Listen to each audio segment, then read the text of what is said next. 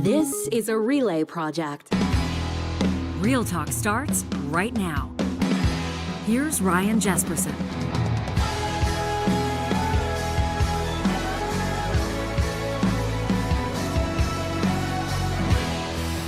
Well, you know, one day changes a lot, Real Talkers, doesn't it? 24 hours ago or so, we're streaming live, courtesy California Closets, talking about these three by-elections. Two of them in Toronto, one of them in Terrebonne, Quebec, that could and probably would have a pretty big impact on the federal political landscape. And spoiler alert, although what am I talking about? This audience, you guys have been keenly following along, obviously. Big wins, three of them. By Mark Carney's Liberals, who have now secured what some are describing as a slim majority government, but a majority nonetheless. Three big by-election wins that now put the Prime Minister into a majority position. It'll change the way that the Liberals govern. It will no doubt change the way that the opposition operates, like it or not. It could have an impact on Pierre Poilievre's job security, or will it? We'll ask our panelists in just a moment, and I'll be curious to see what Real Talkers have to say in our live chat here, powered by Park Power as well. That's always how you can participate with the show.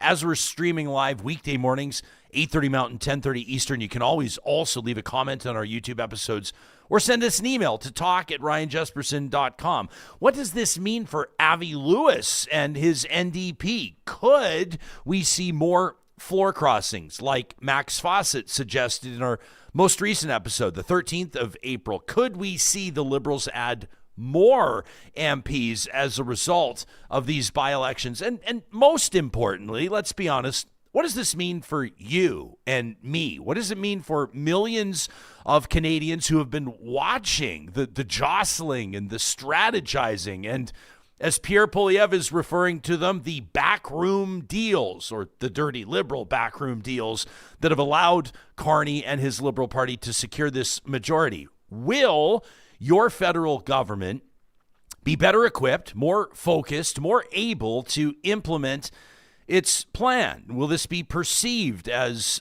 a bigger or stronger mandate? Sure, not one that comes with winning a majority government during a federal election, but nonetheless, the mindset changes. Will it pay off or be better for you? That's where we'll go in this episode of the show, and we'll kick it off in 30 seconds with a panel of experts from across the political spectrum who have seen it all, or as close to seen it all as it gets. They'll be giving us their take on what this means for Canada. This episode is happening with the presenting sponsorship of Hanson Distillery. And of course, you know how proud we've been to partner with Hanson Distillery through the year, including the release of their mini Yeggs cream liqueur. This is the one that's on our desk right now. This is the one that Johnny and I have been enjoying, John, in our coffee. We've been enjoying it over ice. I got a chocolate headache. Visitors to our studio. I've seen it used as a, what do you call it? Like in a quick delivery context? I believe you'd call that a shot. You can use it in ice cream. I like to use it in the morning right after I brush my teeth. Just a quick swill and it gets you going. Are you brushing your teeth with Hanson mini eggs? I don't know. That would be a new one. Real Talkers, you've been letting us know how you've been enjoying Hanson mini eggs, and we want to let you know that, of course, you can pick some up right now. Wherever you find fine Alberta spirits, you can find it directly on Hanson's website. That's hansondistillery.com. And, don't forget, the distillery is also open for visitors. If you're anywhere near the Metro Edmonton region, 174th Street, 111th Avenue, this is where you can find them, just north of Mercedes-Benz Edmonton West, a beautiful location. Go shake the hands of the people that are making the mini Yeggs cream liqueur and everything else. They're 3 and 5 and 7 year aged whiskey and just a ton of other incredible products. Hanson is all made right and made right here. Again, you can find them online at hansondistillery.com. All right. Well, one of the beautiful things about our friends at Meredith, Boessenkool and Phillips, the policy firm, is that they've got team members from across the political spectrum, and that includes the two guests that are joining us today. We may be joined by a third. We've got our fingers crossed, but why don't we say good morning right now to Tyler Meredith. Tyler's a former senior economic advisor to Prime Minister Trudeau, a key architect of the party's 2019-2021 election platforms, also having served as a top advisor to a couple of finance ministers, Chrystia Freeland and Bill Morneau. Shannon Phillips, a former senior cabinet minister under Alberta's Premier Rachel Notley, and a longtime MLA, a proud MLA out of Lethbridge. Now both of them, of course, contributing their experience, their strategic talents to the team at Meredith, Boessenkool and Phillips. Nice to see you both. Welcome to the show. I know I don't need to invite you to jump in on one another and challenge whatever I have to say, but Tyler, you've got kind of a, let me say, just a casual, satisfied smile on your face this morning. Where's your head at after a big night in Ontario and Quebec? Well, I'm just saying I'm partly satisfied, in part because, Ryan, I think the last time we spoke was the day that Justin Trudeau resigned. And so it's quite a journey we've been on in this country since then. No kidding. That.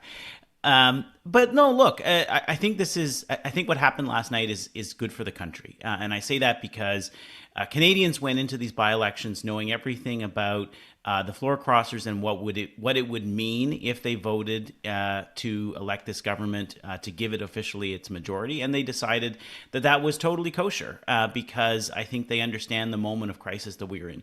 I likened last night when I was at an event with some non-political folks, I likened it to 1917, when Robert Borden established a union government because of the crisis and the threat that the country faced at the First World War. Now, the context is a little different because we're not seeking to institute conscription. But the point being that, this is a moment where Canadians want to be united as a country. They like the message and vision that the Prime Minister has put forward, and they're okay with a little bit more of a cross-partisan approach that brings together as people as disparate as Dolly Begum, the former deputy leader of the Ontario NDP, as well as Matt Genereux and Marilyn Gladue and so forth. And so my only point is that the ability to bring together people of various different perspectives under the tent of the Liberal Party while still putting forward a progressive and forward-looking agenda for the country in this moment of crisis is exactly what Canadians want. And Canadians knew what they were voting for last night, and now the challenge will be for the Prime Minister to deliver. Shannon, your thoughts out of the gates to set the table here. Well, look, I think I want to pick up on what Tyler said about the moment for the country and the unity in the country, because the only by-election last night that was actually in question was the one in Terrebonne in Quebec, right? We knew that probably the University of Rosedale was a strong federal Liberal riding, and same goes for Scarborough Southwest. And indeed, the margins bore that out. But what did you have in Terrebonne? You had lawn signs, and they put their signs up on light posts and such in Quebec that showed the PM's face in red and white through a sovereigntist riding. That riding in Terrebonne had been held by the BQ for some years, and yet here were the Liberals campaigning with an Anglo PM's likeness plastered everywhere in the riding. That has to tell you that actually Quebecers are in a particular kind of mood right now. They are not in a mood necessarily for another national unity conversation. They are open to an Anglo PM whose French is fine, leading them through this particular crisis, and that they are not necessarily persuaded by some of the sovereigntist or more divisive arguments that might be coming either out of the Bloc Québécois or out of the Parti Québécois. And in fact, talking about a referendum in Quebec has actually cost the Parti Québécois their lead in the upcoming for the upcoming provincial election. So I think it says something about where Quebec is at, which is the other place where you're seeing a national unity conversation sort of bubble out of. The other place obviously being in Alberta. So I think it says something about where Quebecers are at. It says something about the offer of unity that the federal Liberals are offering right now. And the other thing it says is where the Conservatives efforts are going right now. By all accounts, they didn't put their oar in the water at all in Terrebonne, and we saw a collapse in their support in Quebec. We did not see them put, I would say, what I would call really all that respectable points on the board in either Scarborough Southwest or University Rosedale, which is an odd choice for a leader that is bleeding caucus members. And so they didn't take some of those opportunities to shore up some of their organization, potentially in the GTA, by moving it into Scarborough Southwest, for example. They didn't, really take the opportunity of by-elections to build on Poilievre's leadership review result that he achieved in January in Calgary. So that was odd to me and says something strange about where his head is at in terms of what his party priorities are right now as well. Interesting. Yeah, go ahead, Tyler. Sorry, Ryan, if I could just pick up on the point that Shannon made across the three by-elections. So if because I like math, so I'm just going to give your listeners a little bit of math. So if we pool together the three ridings and all of the votes in those three ridings, and compare them to how the various parties did in those three ridings at the last election just last year, right? Liberal support across the three ridings is up 4 percentage points, okay? Conservative support across the three ridings is down 14 percentage points, and the NDP is up about 1%. So the story here, normally a government does not do well in a by-election. And by the way, in Terrebonne, to Shannon's point, more than half the riding voted in this by-election. That is very abnormal for a by-election, right? Normally you'd have turnout somewhere in the 20, 30% range. This was over 50%. So this was a significant vote. It's not like it's something that can be just, I think, ignored or dismissed, and people knew what they were going to do, and they endorsed Mark Carney and they rejected Pierre Poilievre. This is very bad news for Pierre Poilievre.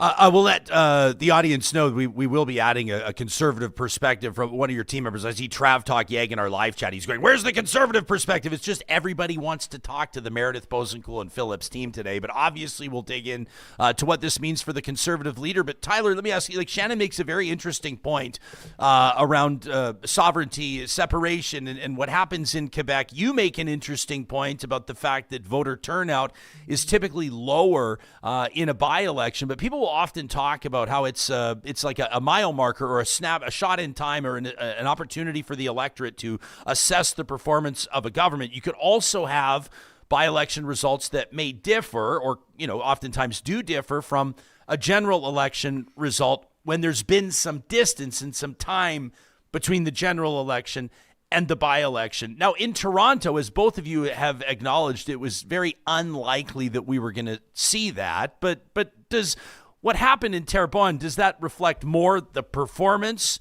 of the Mark Carney Liberal government through its first year, or does that more, do you think, reflect what's happening in Quebec and what's happening with the conversation around what the future of Canada looks like? Yeah, look, so I think it's both. Oh, go ahead, Jen. I'm sorry.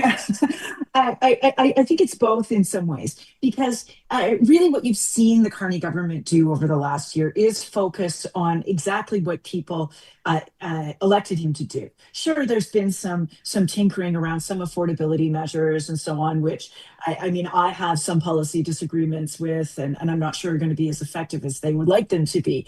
But in the main, what have you seen? You have seen Mr. Carney go around the world negotiating trade deals, trying to open up trade diversification. And, the numbers are bearing out, and Tyler has run these numbers to his point about liking math, that it's actually bearing some fruit. And Canadians are seeing that. They're seeing him on the world stage. And normally, my political advice would be stay home, be relevant to voters in their communities. But people elected Mr. Carney for a specific job. And across the country, his favorable numbers and the Liberals' numbers are bearing out that people are largely okay with that. And so I do think it is both.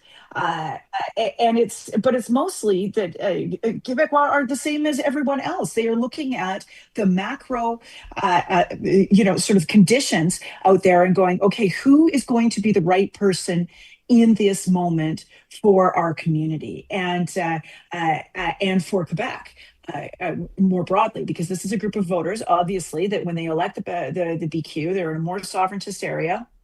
of the province, that they are thinking about Quebec first. And in this instance, Quebec first means more of a unity approach. And I think that's what we can interpret from this, because it is an increase of the Liberal vote share in that particular Quebec riding. It is an increase in their overall raw vote, because they only won it by literally one vote a year ago. And so you can, I think, take something from this, because as you saw the BQ spinners last night on TV, they were saying, look, Carney already had his majority. So people were looking for someone that was going to represent our area and our interests as Quebec.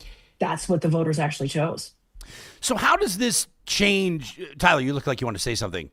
Well, sorry, I just want to make one very quick point. So both Liberal and Bloc support went up in Quebec, which is also interesting. It was really the story in the Quebec riding is the collapse of the Conservatives.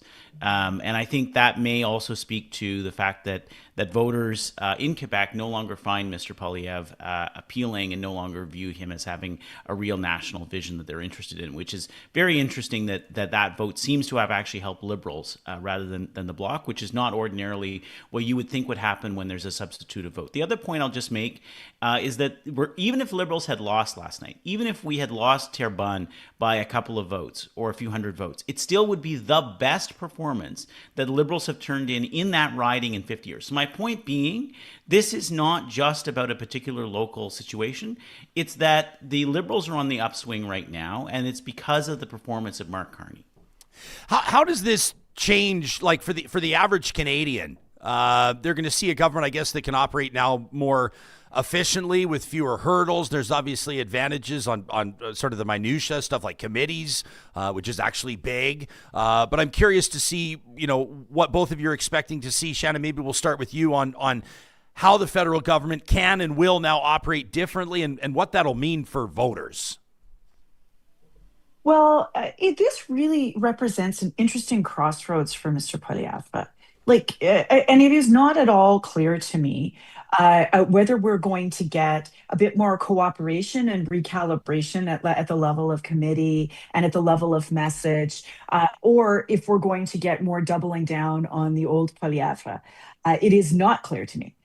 Last night, a clip emerged of him doing some podcast where he's attacking Mr. Carney's knowledge on economics, which is a patently ridiculous argument to make.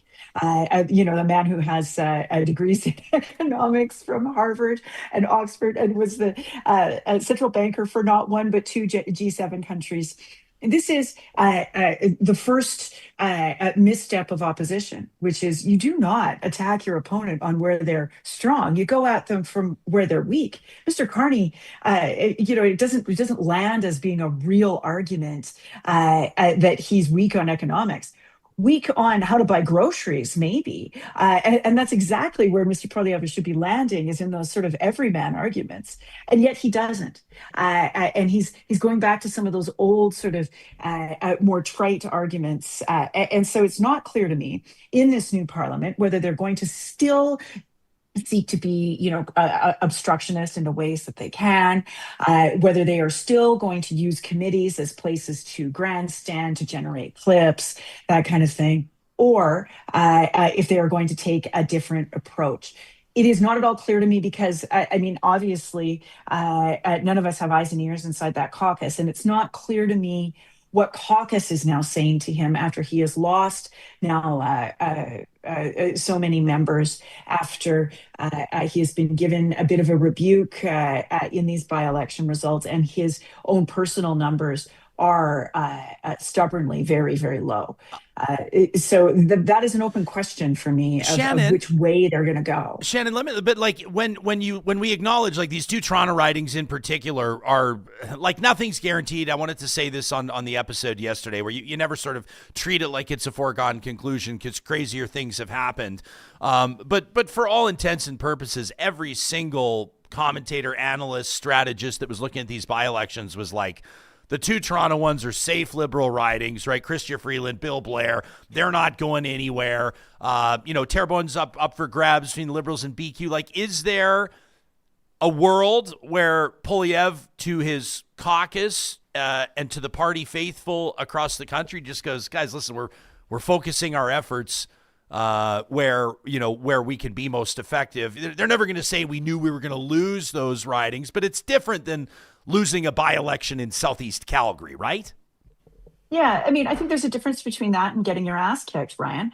What just happened here is they got their asses kicked, and not just by a little bit. And so when you're not maintaining your vote share from less than a year ago, that means that you didn't really try, and that even you weren't really doing right by your candidates and your local activists in that region, right? Because when you have 3 by-elections, you have 3 pots of money to play with, and you can use it to get your reps in a regional way and train some of your regional organizers. And obviously, they didn't care about any of that. Tyler, how does this, from your perspective, you've been obviously very familiar with the operation of government, a Liberal government within recent memory. Like, how does this change, and what can the average Canadian expect to see that would appear to be different, or that would strike them as different as compared to the first year of the Carney tenure? Yeah, so a couple of things I'll say. The first is, I think it's notable that the statement that the Prime Minister put out last night, which is very similar to the tone and message that he delivered at the convention over the weekend, was one of national unity, right? And it was to say that regardless of now getting a majority, we will still act in the national public interest and we will still work with other parties. Obviously, there will be, I think, some interesting needle to thread in terms of that tone in Parliament once the government moves forward to change the standing orders, as we expect that they will in the next couple of weeks, which will actually give them back a majority on the committees now that it reflects the representation in Parliament. Doing a change to the standing orders without the support of the opposition, because normally these things are done on a kind of consensus basis, is something that I think will may leave a bit of a sour taste in the mouths of some. But needless to say, if I'm the opposition, I may actually want to welcome it, because there's a virtue now of letting the government have the rope for itself, because they now that they have a majority, they can't make the case that suddenly they don't have the ability to implement their agenda, right? So it is a small majority, but it's a majority nonetheless. And so if I'm the opposition, I probably should actually want the government to go and make those changes to committees, even if I don't vote for it, because it allows me down the road to be able to hang all of what happens subsequently, success or failure, on the government ultimately. And so we'll see how that ultimately plays out. In terms of the policy architecture, I'll just say notably this morning, the Prime Minister obviously announced a gas tax holiday for the next 6 months. That obviously reflects a desire to want to continue to operate in the interests of Canadians and I think recognize the gravitational pull that is the issue of affordability, regardless of Donald Trump and other things. But nonetheless, that is an issue that obviously the Conservatives have put front and center in the last couple of weeks, and they may regard as a win on their own. Okay, we're going to fit in a quick break because we want to add in a third team member here. We're going to get a Conservative perspective on this. We're talking to the team at Meredith, Boessenkool, and Phillips. Make better policy at mbpolicy.com. This conversation's happening with the support of our friends at North Road Investment Council. A big shout out to the team at North Road, by the way, for their well-deserved feature in Edify magazine, identified as a trailblazer for 2026. Such a well-deserved honor for our team at North Road Investment Council. Most people don't really think about changing their financial advisor. Why would they, right? You've built trust over years of conversations and decisions, and that confidence matters. But here's a question worth asking. What happens when your advisor decides to retire? For a lot of families, the advisor is the plan. And when that person steps away, it can mean sudden changes, unfamiliar faces, and decisions that you never expected to make. North Road Investment Council was designed to take that risk off the table. They're structured as a team, not a one-person practice, so your financial plan isn't dependent on any single individual. You also don't have to switch advisors to get started. North Road can work with you on a fee-only basis without moving assets or disrupting your current setup to help you build a plan that prepares you for what's ahead. You can kickstart that conversation today. Connect with their team led by Marshall and Carrie by visiting their website. That's northroadic.com. This is a message from the Alberta Teachers Association. When 51,000 spoke up for Alberta's students, what did the government do? Well, the government suspended teachers' charter rights to collective bargaining. They made it harder for Alberta's teachers to speak out for what students need at school. They did it by invoking the notwithstanding clause, and they didn't have to. Alberta's teachers want you to know that the government had other options, and that's why the Alberta Teachers Association is taking the government to court to get teachers' charter rights restored. They won't stop advocating for students because it shouldn't be wrong to speak up for kids. This is a message from the Alberta Teachers Association. Our friends at Friesen Brothers reminding you, of course, that the first day of every single month is 15% off groceries with a minimum $75 purchase. This is an incredible opportunity to visit an Alberta institution in one of their 16 different locations and put good food on your family's table. That is the legacy upon which Friesen Brothers was established more than 70 years ago, if you can believe it, and they still stick to those principles today. Friesen Brothers is proudly Alberta-grown and Alberta-owned. You can visit them online at friesen.com. That's Freson.com, or pop into a Friesen Brothers today. We're hanging out with Shannon Phillips, Tyler Meredith, Meredith Boessenkool, and Phillips, and what a pleasure as well to loop in one of their team members. We're still working on it, Johnny. We're going to get him here, but why don't we go back to Tyler and Shannon? So the question now, this unity government, and it looks like we'll have, there he is. There's Kenny Boessenkool. Ken, it's nice to see your face. Thanks so much for making time for us. Ken, we've spent some time talking about how the Carney Liberals were able to sweep these three by-elections, perhaps, and some interesting thoughts on what may have influenced that vote, particularly in Terrebonne in Quebec, and really what this means for how the Liberals can govern and how Pierre Poilievre will oppose. Your entire career has been spent in and around conservative circles as a strategist, as a senior staffer, as the like, now as a policy analyst. Generally speaking, where's your head at with the results of those three by-elections, and what's one of the key storylines that you'll be keeping an eye on? Look, sorry, I'm in Halong Bay in Vietnam, so hopefully my connection stays stable. Look, when Trump goes up, Carney goes up, and Trump's been up. And by up, I mean he's been in the news, and that's good news for Mark Carney. And so it's not a surprise that when Trump is in the news every day, the Carney gets a bump. I don't think it's too much more complicated than that. But I think that's the main storyline right now. So you've got, I guess, sort of, you've got conservative MPs doing interviews, through the afternoon as the by-elections were underway, and then through the evening, and they're talking, listen, the caucus is on the same page, and our leader has our support, and that's where our focus is now. And yet Canadians are seeing, I don't know if I say mass defections, but mass defections from, the Conservatives for the most part to the Liberals, wondering if perhaps there will be more floor crossings to come. I mean, how strong is this united front? How long can Pierre Poilievre hold the confidence of his caucus and his party membership? I'd love to say it's going to hold, but go back to the last few floor crossings and play the tape of the MP saying they have the full support. And then weeks later, you have another floor crossing, and weeks later, you have another floor crossing. And if Mark Carney gets into stable majority territory, by which I mean more than 2 or 3 seat majority, then suddenly he's got a longer runway. He's got another 3 years potentially to be in government. And in that case, things look a little more attractive across the aisle. And a lot of these MPs ran on the full assumption that they would be on the government side of the benches. They're not. And they're not going to be for a long, long time. So I would love to say there's no more floor crossings coming, but that would be a rash prediction at this point. Rash, really? Tyler, are you expecting to see more? I mean, do the by-election results serve to provide confidence to any would-be floor crosser that was still humming and hawing and on the fence, or are these two separate storylines?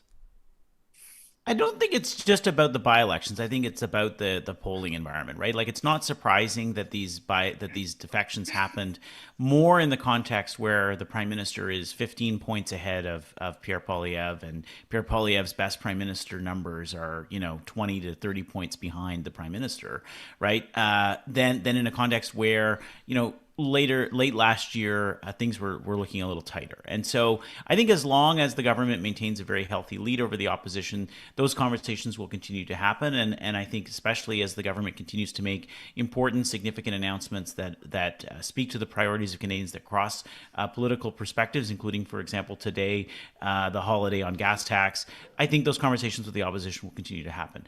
That being said, what's interesting, right, is that I think some of the people that have crossed the floor are also the people who, certainly in the case of the Conservatives, maybe less so in terms of Laurie Idlout of the NDP, are people who probably were not going to run in the next election. Maybe Christian Tremont will, but certainly I think that's true of Matt Genereux and recently in the case of Marilyn Gladu. And so those folks may be in a more secure position to be able to think about the state of the country and what their constituents want than would be the case of somebody who's going to put their name back on the ballot. But again, those conversations will continue. Liberals are actively pursuing conversations with all parliamentarians.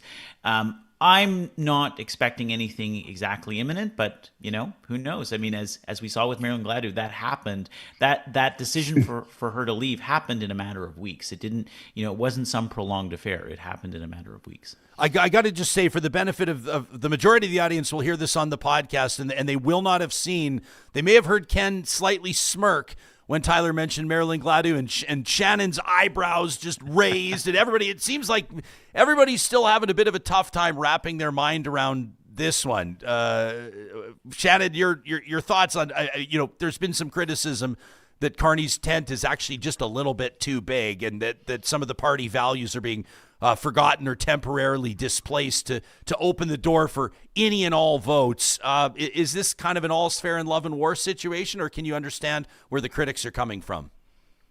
I can understand both things. I mean, in my view, it's a perfectly legitimate thing within our Westminster system to cross the floor. I don't have any particular problem with it. We elect individuals. We do not elect parties. We don't elect a prime minister directly. And this is just, grade 6 civics. And so people who express, a great outrage or clutching their pearls, I think just need to calm down and just have a look at what the actual, system is built on. Having said that, it's one thing to, kind of welcome in some sort of reddish Tories, like maybe Matt Genereux or Christian Tremont might qualify there. It is quite another to open the doors wide open to the convoy. And so that's what Marilyn Gladu represents. She was a spirited supporter of the convoy, which is kind of even crazier than some of her more social conservative views that she's now since tempered. But you know what? I think it shows that really a vote's a vote. I don't expect that she's exactly going to be promoted to the front benches anytime soon. And if anything, it kind of shows a bit of a problematic view of what the backbench is actually for from Mr. Carney's perspective. Well, I don't know about you, Ken, but like if I was Pierre Poilievre, I would have been thinking, and in so many ways you could say the exact same thing about Avi Lewis or any party where, there's sort of like, to a certain degree, you feel like you've got your hardcores, you know what I mean? Like the people that believed, and I'll be candid here, but like, vaccine mandates were bullshit and the truckers were on the right track and maybe we should revisit abortion legislation and all these kinds of things. If you're the conservative leader, you're going, they're not going anywhere. Like, these are my hardcores. These are my, like, you know what I mean? And when you see someone like Gladu cross the Liberals, all of a sudden Poilievre might be thinking, like, all bets are off now. Like, maybe there are, in so many ways, as some of the by-election ridings felt safe, maybe no MP's allegiance feels safe right now. Or am I just being sensationalistic? Yeah, there's that. I mean, I'm less surprised at Mark Carney doing this because Mark Carney, I wrote this a little while ago, Mark Carney was a bigger difference from Justin Trudeau than Pierre Poilievre arguably was. And so he's a big change within the Liberal Party, gotten rid of the carbon tax and, adopted a bunch of Poilievre policies. And so that's less of a surprise. I'm more surprised that there wasn't some grumbling and off the record comments from backbench Liberal MPs who spent the last number of years pulling the party so far to the left under Justin Trudeau, and now suddenly they're seeing a fellow caucus member coming from the far right. So again, I'm less surprised that Carney finds this acceptable. I'm much more surprised that we're not hearing more grumbling from some of those center left or far left Liberal caucus members who were Justin Trudeau fans. Tyler, Yeah, I mean, discipline of power is a powerful thing. Yeah. in the end. is that the thing, Shannon? Like, I mean, you've obviously been a senior cabinet minister. Like, if your leader is polling very popular, it's kind of like go with what's winning. Is that kind of the idea? Get on board or get out? Of course. I mean, and look at the Liberal caucus. This is a group of people that are still, we still have a number of the Trudeau era folks there. This is a group of people who, until, basically the fall of 2024, didn't say boo when Mr. Trudeau's numbers were just absolutely abysmal. They just kind of go along to get along. So I'm not surprised at all that now that they're up, that they are going along to get along even more. Okay, I want to ask the three of you this question in closing, and that is the idea around this unity government. We heard it from Max Fawcett on this show yesterday, but I've seen it across. I mean, people are talking about it now. It seems to me like, I don't know, Tyler, maybe this is, did the Liberals kind of plant this idea and now everyone's watering it and it's germinating and growing. And now everyone's talking about this unity government, which is a great thing if you can make it last. But the very first thing that Ken said when he signed on from Vietnam, by the way, unbelievable, Ken, great to see you. What did you say? You basically said that as Donald Trump goes, so goes Mark Carney, right? Like there are external factors at play. So Tyler, let me start with you, and I want to ask all three of you the same question in closing. What does the shelf life look like on a unity government? Like how long will Canadians give the Prime Minister this longer leash? How long can he make this last? This isn't a forever thing. They're not reinventing the Liberals forever, right? No, but he's certainly in his honeymoon phase, and remember, like every prime minister goes through a certain degree of a honeymoon phase. I mean, Justin Trudeau got more popular in the first 18 months of his government than he was on election day in 2015, and then that wore off. And that cycle of government usually is the typical evolution. I mean, John Horgan is the one person in our respective lifetimes here that left government at a very high level of popularity after a decent amount of time. But it normally is, the truth that you get elected, you rise in popularity for an initial honeymoon period, and then you fall. And I think in this particular case, Ken says that there are environmental factors that will be the reason that may continue to hold up this government. Let me just push back on that a little bit. I mean, yes, it's true that Donald Trump, I think, is something that is an existential threat that is organizing a lot of what Canadians want to respond to. But even if you put Trump aside and you just ask the question, who is best placed to address affordability, which is the next most important and dominant domestic political concern that people have. It's why, again, the Prime Minister today, on the first day of his majority government, is announcing that he's, a gas tax holiday. If you ask Canadians who they think is best placed to address affordability, it's Mark Carney. It's not Pierre Poilievre. Pierre Poilievre has lost his ace in the hole. And I will just say, in terms of a unity government, I mean, it reflects the moment of the country. But these floor crossers that have come across have been MPs that have come to us. They are the ones who've opened these conversations. We have not necessarily gone out and said, any and all person is welcome, because they know what suiting up for the Liberal Party means. There are certain values, expectations, and certain vote expectations on things like the Charter. But these are MPs that want to come and work with the government because they see the advantage for their particular region or part of the country. That's certainly true in the case of Laurie Idlout from Nunavut, who crossed. And it's true of many other MPs who I think are looking to find a way for their region and their specific interests are being reflected in this government at this important period of time. I'll end with the point I made at the beginning. This is really bad for Pierre Poilievre. Ken, you want to respond to that? Well, there's no question about that. And again, sorry for the shaky camera. I had a much better background here in on the boat, but they started doing karaoke, so you almost got "You've Lost It, Love and Feeling" instead of Ken Boessenkool in a small room. Anyway, I feel like that would have worked, Ken. I as a soundtrack to the conversation. But with me singing, probably not. But anyway, look, Donald Trump got sworn in about the same time Mark Carney got sworn in. I'm within a month of each other.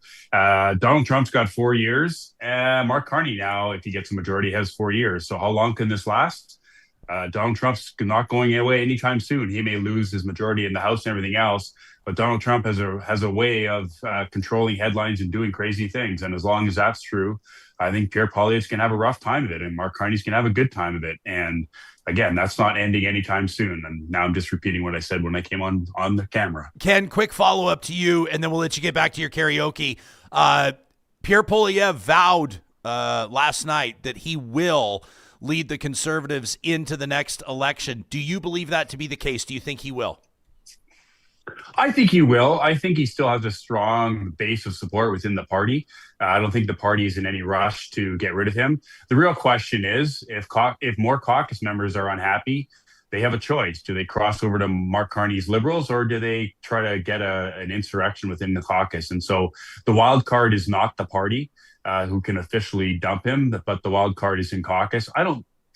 The Gladue thing is definitely a bit of a blow, but I don't think the caucus support is as shaky as people suspect. And as long as he's got that, I think he'll be fine. I certainly think the party with an 86% mandate is happy to see him continue. Yeah. Shannon, last word to you. Interesting point from Ken. It can go, it can go in a myriad of ways, but two of those ways, one would be within the party, right? Like, in other words, Poilievre's out.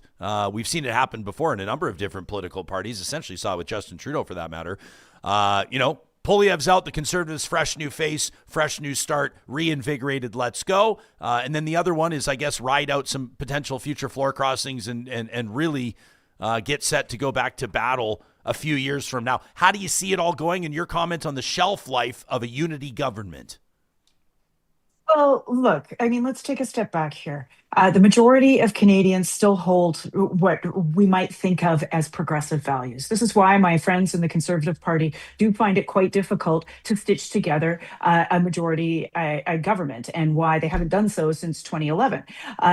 Because it is difficult for that vote math to work. Now, despite the historic weakness of the NDP, a lot of those issue sets, Canadians still take a progressive view.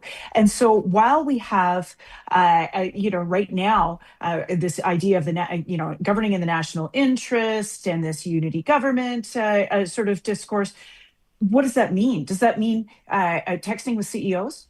Or does that mean actually getting to work on some of the more progressive concerns that the majority of the Canadian electorate still has? And so what does that mean, domestically for Mr.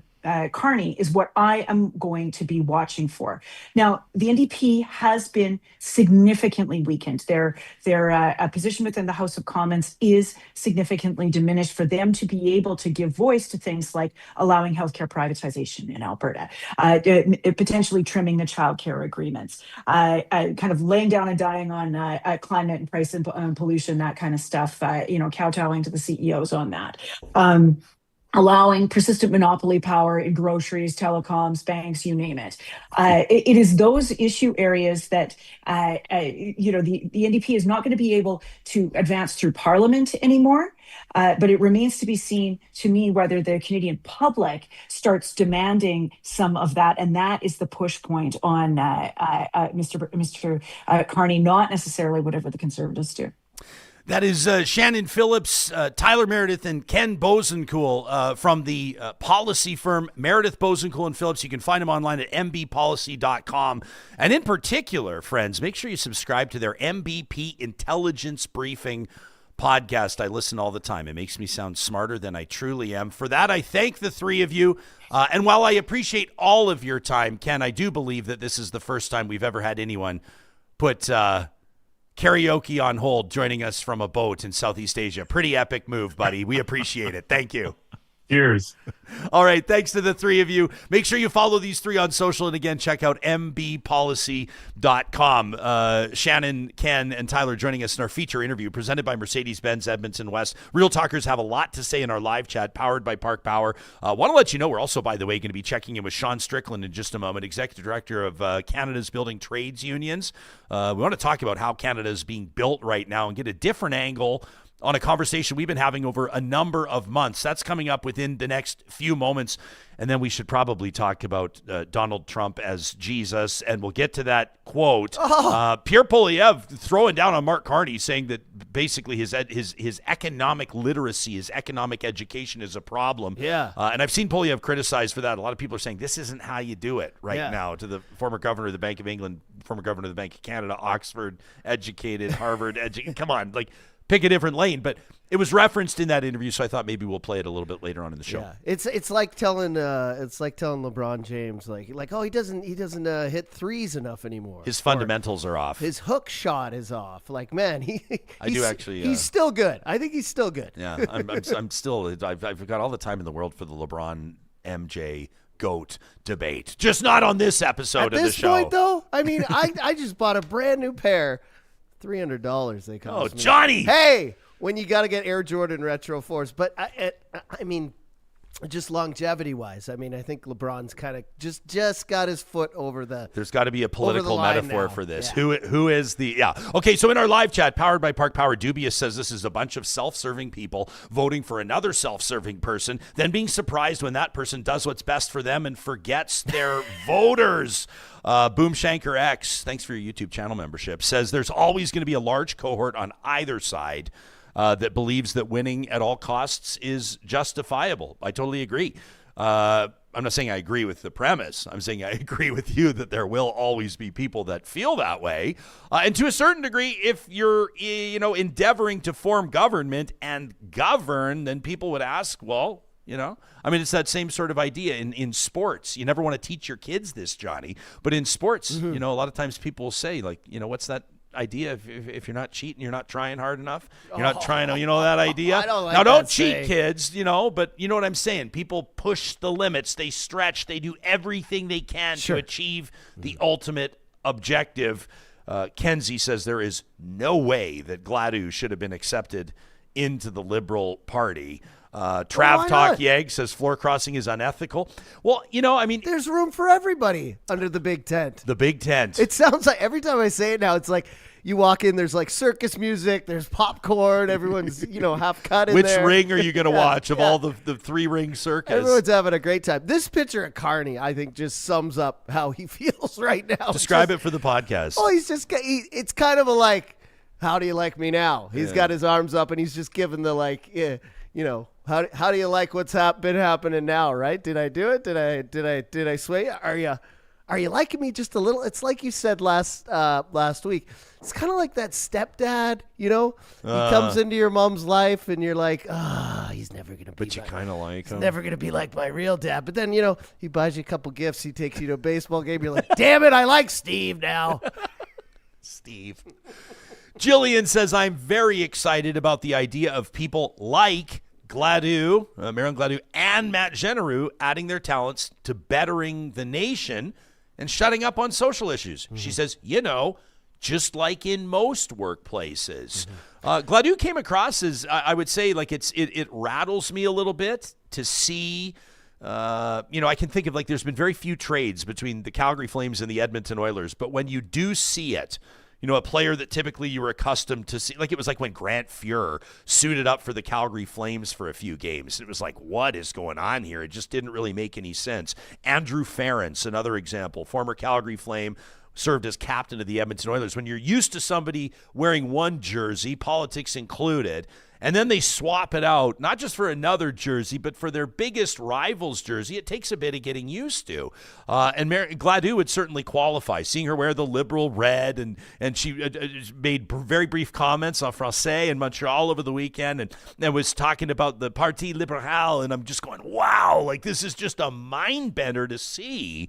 But she also comes across as convincing. I mean, they're politicians. That's their job, to be able to convince and influence people to build consensus, to build support. But she's saying, and Mark Carney's saying the exact same thing, basically. She'll vote with the party. She basically, they don't say this exactly. It's not the direct quote, but I agree to adhere by the party values so long as I'm representing this party in Parliament. I, the undersigned, MG, will go along to get along. I get it. But Yeah. I thought the same thing as Shannon did when this happened was like, how did she, like, this is the hardest puzzle piece to jam in and just stomp into the Liberal puzzle that I've ever seen. But like you just said, she is very convincing. I mean, her opening statement standing there with Mark Carney, I was like, wow, that was pretty good. You know, her talking like just how, you know, the Liberal Party, Mark Carney, his development over the last few months, you know, things my constituent like. I thought it was very well said what she did, but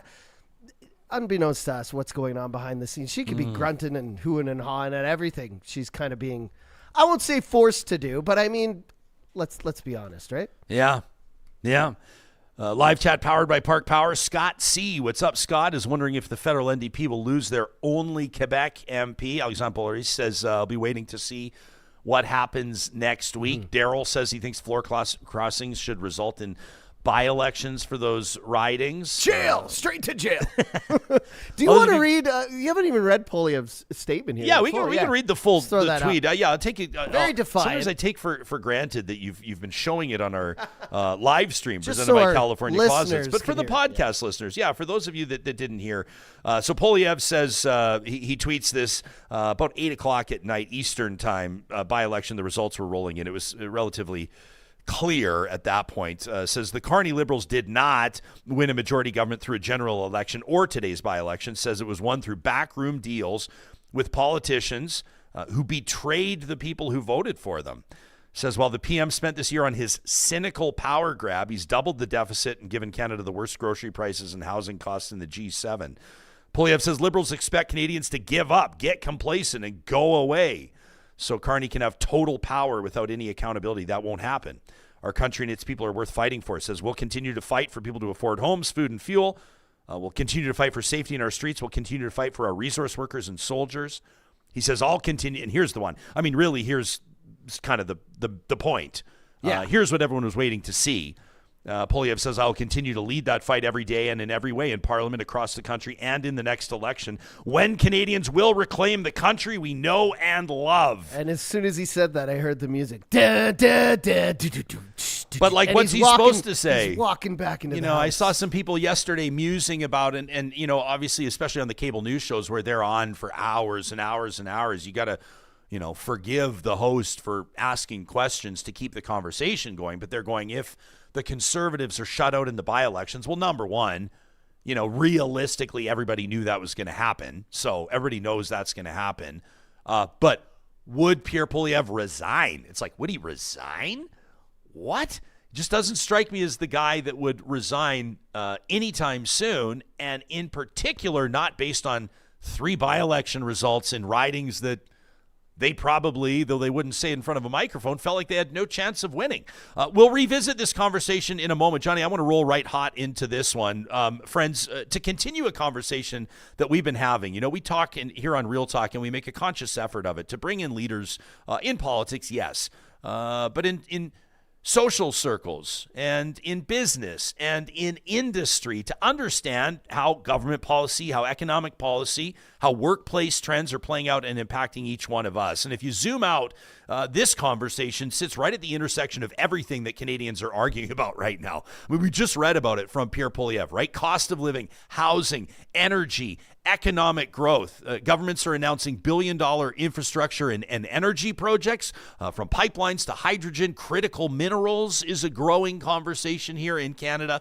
But there's a fundamental question underneath all of it, and that's who's actually going to build it. We're hearing about labor shortages, stalled housing starts, delays on major projects, not because the money is there, but in some cases because the workforce isn't. But that's putting a spotlight on the skilled trades and opportunities within the skilled trades in a way that we haven't seen for years. It's probably safe to say, and I'll let our next guest argue the case, not me, but it seems like for a long time, trades careers were oftentimes overlooked or undervalued, and now they're being reframed as essential to Canada's economic future. Sean Strickland is Executive Director of Canada's Building Trades Unions, and he joins us now live here on Real Talk. Sean, sorry to keep you sitting there for a minute. We've got so much to discuss with these by-election results, but in your role with Canada's Building Trades Unions, it's your job to be plugged in on where industry's at, where politics is at, where the economy's at. Take us into it.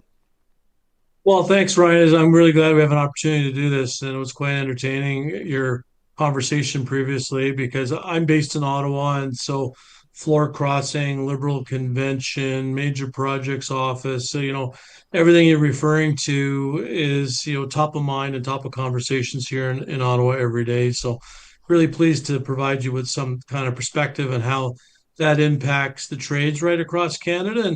And I would say our biggest challenge right now is that we want to turn the promise of these jobs into the reality of these jobs. And the government has done a lot of good work, laid a good foundation through the creation of the Major Projects Office, Bill C5, creating, an MOU with the province of Alberta, making some major investments in SMR technology.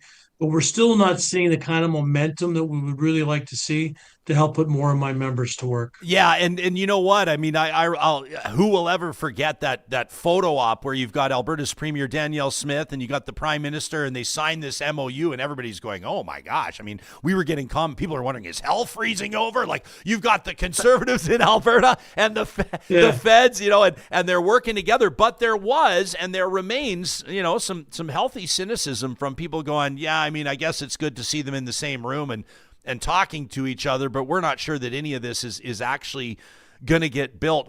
How does that bridge get crossed? Like, from your position, your organization, and the thousands of people that you represent, how does that happen?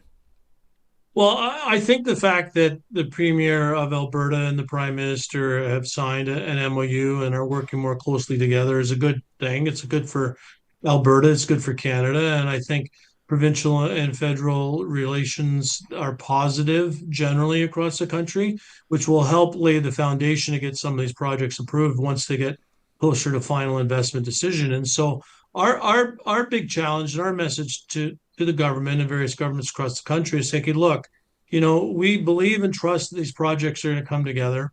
When these projects come together, we need to be at the table so we can plan with these owners, these large buyers of construction, these project proponents, how many skilled tradespeople they need, when and where, so we can optimize jobs for Canadians right across the country and less our reliance on temporary foreign workers, which often happens when we have major infrastructure projects all come together at the same time. We're not able to optimize our labor force in Canada and rely on temporary foreign workers. So we don't want to see that happen here. If we have to use temporary foreign workers, fine, but let's work together to plan these jobs, how many tradespeople you need, when and where, so we can provide that kind of economic benefit and leverage that economic benefit to Canadians and Canadian workers. Sean, you would have, from my seat, which is not around the tables like yours is, it strikes me that Canadians' attitudes around temporary foreign workers, and I'm not talking about at an individual level, I'm not talking about welcoming people into communities or what have you, but it seems like around the general program itself, it seems like attitudes are changing, and I've been wondering if that's maybe part of the bigger movement of that kind of like pro-Canada approach. People are looking at, eliminating interprovincial trade barriers and trying to boost Canada's economy and explore new markets. And I don't have to explain all that to you. Do you see it the same way? Is that happening right now as far as you can tell? Well, I would say that for the construction industry, we've always had challenges with temporary foreign workers in various jurisdictions, like in BC, Lower Mainland BC, it's been a particularly difficult problem. Alberta, it's been a problem, and also in the province of Ontario. Those are the three provinces I would say where we've had the most amount of challenges with temporary foreign workers. And so we're working with the Temporary Foreign Worker Secretariat. We have a working group right now. The government is committed to try to fix this to make it work better for construction. So we're seeing some progress. We hope to have more progress.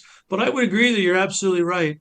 There's less, and it's not about where the worker's from. It's not about what their nationality is or their race. It's not about that.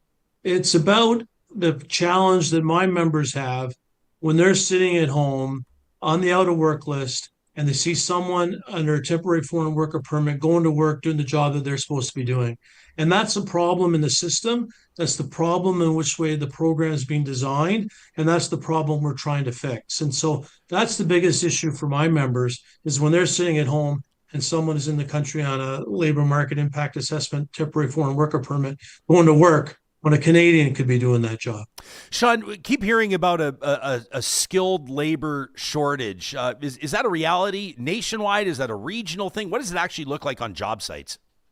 Well, it's episodic, and we're not talking about, it's hard to get a contractor to come and do your bathroom reno, or hard to get a plumber to come and fix some plumbing in your house. I mean, that's an entirely different issue. Our members mostly work on large industrial scale projects across Canada. So oil sands, turnaround in the oil sands, potential carbon sequestration projects in Alberta, Dow Chemical in Alberta, for example, Site C, Muskrat Falls, all of these major projects across the country. And so when people talk about skilled trade shortages from our world, the way I define it is that it's episodic. It's not all trades in all regions at all times. And so, for example, in Newfoundland right now, we have high unemployment. But many of our members in Newfoundland are working in Quebec right now in the mining industry. In Ontario, we have an equal and balanced market. And so we don't have a lot of members traveling across the country to go work in Ontario. In Alberta, when the turnaround season comes around, you'll have hundreds of workers come across Canada to go work in Alberta to support the workforce that's already in Alberta. And so this is why we say to the federal government, when it comes to these major projects, sure, we have an aging demographic. Sure, we need to get more people into the skilled trades, but we need to work together to better plan these jobs out so we can smooth out the ebbs and flows in terms of labor deployment and understand what's happening in provincial markets and even in sub-markets within those provinces. And we don't do a very good job of that in Canada. I've been in this industry as a construction executive for over 30 years. It's been a problem as long as I can remember, where you would get two projects of a major size coming to the market at the same time in the same region. Well, you're going to create a trade shortages for the civil trades and the guys who form the foundation and move the earth if you're doing that at the same time in a smaller market. So these are things that we can get together if we do better labor market planning and minimize those impacts of the perception of trade labor shortages. Sean Strickland, our guest, Executive Director, Canada's Building Trades Unions. What does that look like when it comes to cooperation, or at least open communication between, government and labor when it comes to forecasting what the workforce needs to look like, programs around apprenticeships, reskilling or retraining experienced workers? I mean, are we on the right track with this? The average Canadian may not have that on their radar, but you can argue it impacts everybody. We're on the right track, directionally it's positive, but it still has some challenges ahead of it. Let me unpack that question a little bit, Ryan. So in terms of major projects and what does it look like in terms of optimizing jobs for Canadians, we've said to the major projects office, hey, look, we need to know. We said to the PMO as well. We need to be at the table. How many tradespeople do you need, when and where, so we can plan that? And we need an environment where we can share that, where we can respond to information that's shared by those major projects. For example, LNG Phase 2 probably, will be announced, hopefully. It's not made final investment decision.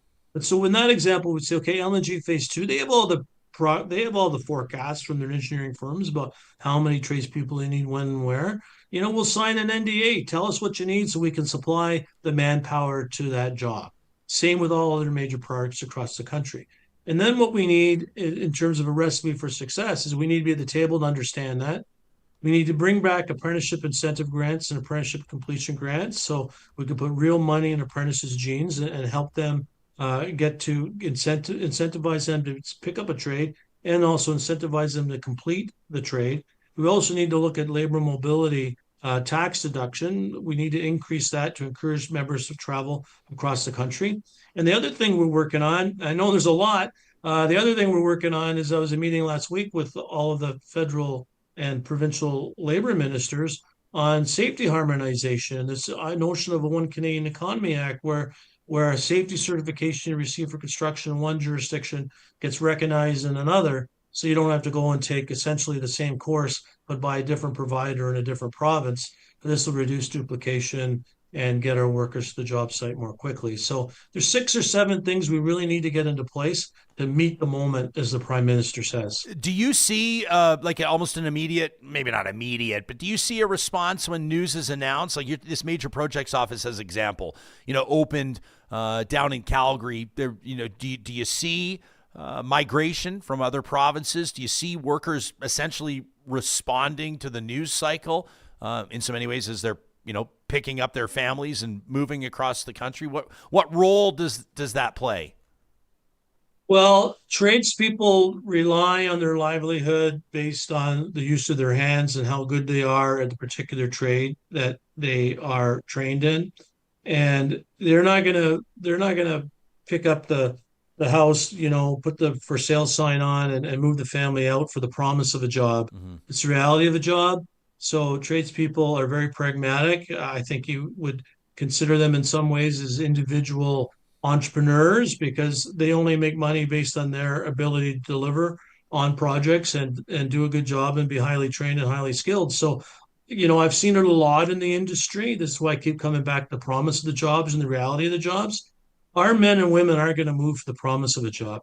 But if you got a job that's made final investment decision, you got a job that's broken ground, then we'll start to move. Then we'll start to see people migrate, and sometimes just to travel in and out for the job, sometimes maybe move permanently. But that labor mobility will happen once we know the certainty of the job. And I mean, and that's human nature, but I think that's even more pronounced within skilled tradespeople in Canada.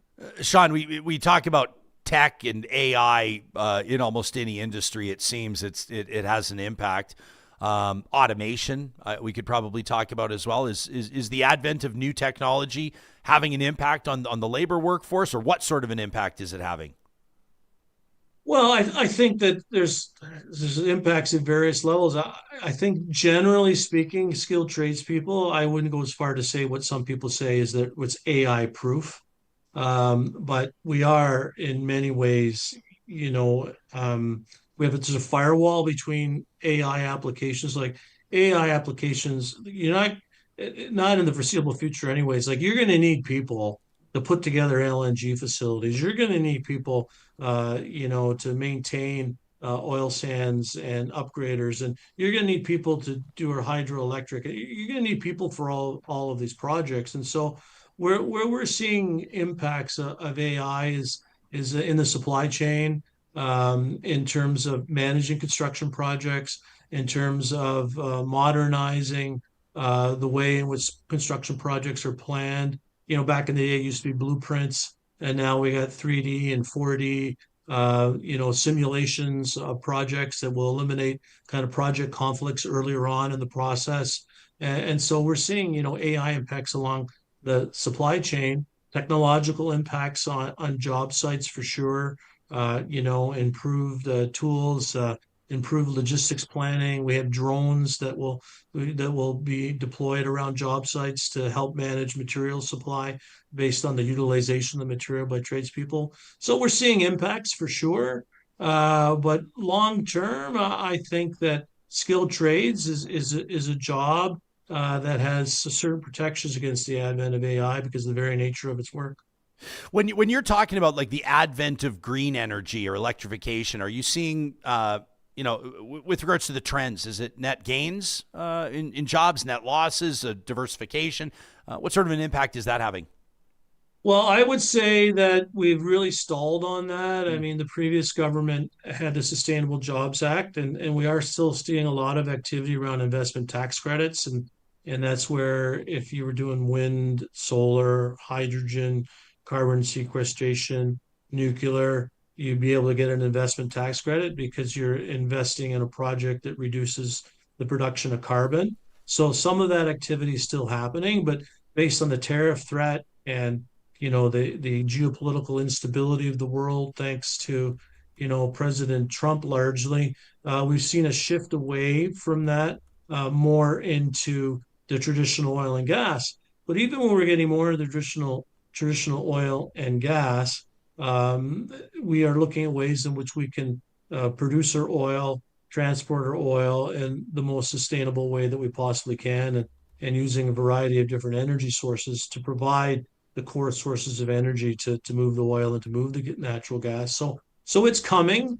We are seeing lots of investments in nuclear, which would be part of that decarbonization.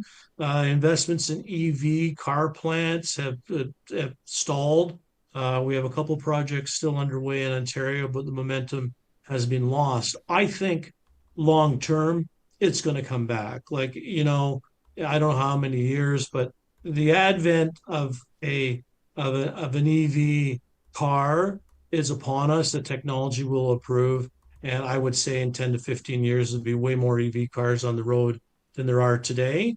But right now the focus is on how do we become energy independent, and how do we get the natural resources that we have to other markets, and by other markets other than the United States of America. That's the focus. It's about energy independence, Canadian independence, and securing the long-term economic future of Canada. And the way to do that is to leverage our natural resources. Sean, I'm curious to know whether or not you noticed, like from your position, whether or not the attitude has been changing around a career in trades. And my brother, for example, is a proud journeyman cabinet maker, and I remember when he was getting his ticket, I remember people kind of talking to him. This is like 20 years ago, and people would be like, "Oh yeah, he kind of had a hard time like paying attention in class, didn't always get the best marks." They kind of made it sound like a career in the trades was like because he couldn't get into university. But my brother, and I'm not just saying this because he might hear it, is one of the smartest, most creative, most talented people that I've ever met in my life. And a career in the trades at that point in his life was a perfect fit. It was almost like at university would have been a sort of a square peg round hole type thing. I think people now, it strikes me, people are waking up to the idea that university may be for some people, a polytechnic school may be for some people, an on-the-job apprenticeship or some sort of, there's different fits for everybody. But it's felt like there's been a bit of a stigma around the trades for some time. Do you agree? And if so, are you seeing that change, like present day? 100%. I think the stigma is decreasing, and you're right to identify that there once was a stigma there, and somewhat still there, but way more diminished than what it was 20 years ago. And, I would say 30, 35 years ago, the average age of an apprentice coming into trades was 18 or 19, like right out of high school. And I don't know if that's what your brother did, but, it was mostly right out of high school. The average age of the apprentice in Canada now is 27. So it's taken them a longer time to come around to the viability of a career in the trades. And I think the stigma is decreasing exponentially. You're seeing government support careers in the trades, advertising initiatives. In Ontario, I know I was just at a meeting last week. They have a record number of apprentices that have signed up for the trades in Ontario. Alberta is seeing some upticks because of the changes they made. Not all of them I agree with, but some of the changes they made in the apprenticeship system in Alberta and their support for union training centers is really positive. We're seeing that in BC as well. So governments are starting to get it, and the education system is now starting to adapt a little bit more. And as you point out, there was for a long time the education system at the secondary level kind of diverted kids who are underperforming into the trades, and I think that's starting to change now, and that's for the betterment of those individuals and for Canada. So we're seeing some real improvement there, Ryan. 100%. I'm happy to hear it. Yeah, I'm not surprised to hear that 27 is the average age. I don't know. I mean, I think that it just seems like, generally speaking, and this goes in life as well. Don't worry, Sean, I won't get you into talking about this, but people are getting married later. People are having kids later. People are finding different career paths. I mean, I remember my grandpa wearing his Chevron gold watch, because he was a chemical engineer that had like an incredible career for 40 years with one company. But like, you just don't really hear about that as much anymore. And I think especially with the trades, I've said to my buddies many times, particularly in construction in BC and Alberta, I don't know how they do it because, when it comes to like job security, for example, some of these guys know what they're doing for 4 to 6 months at a time, and that's it.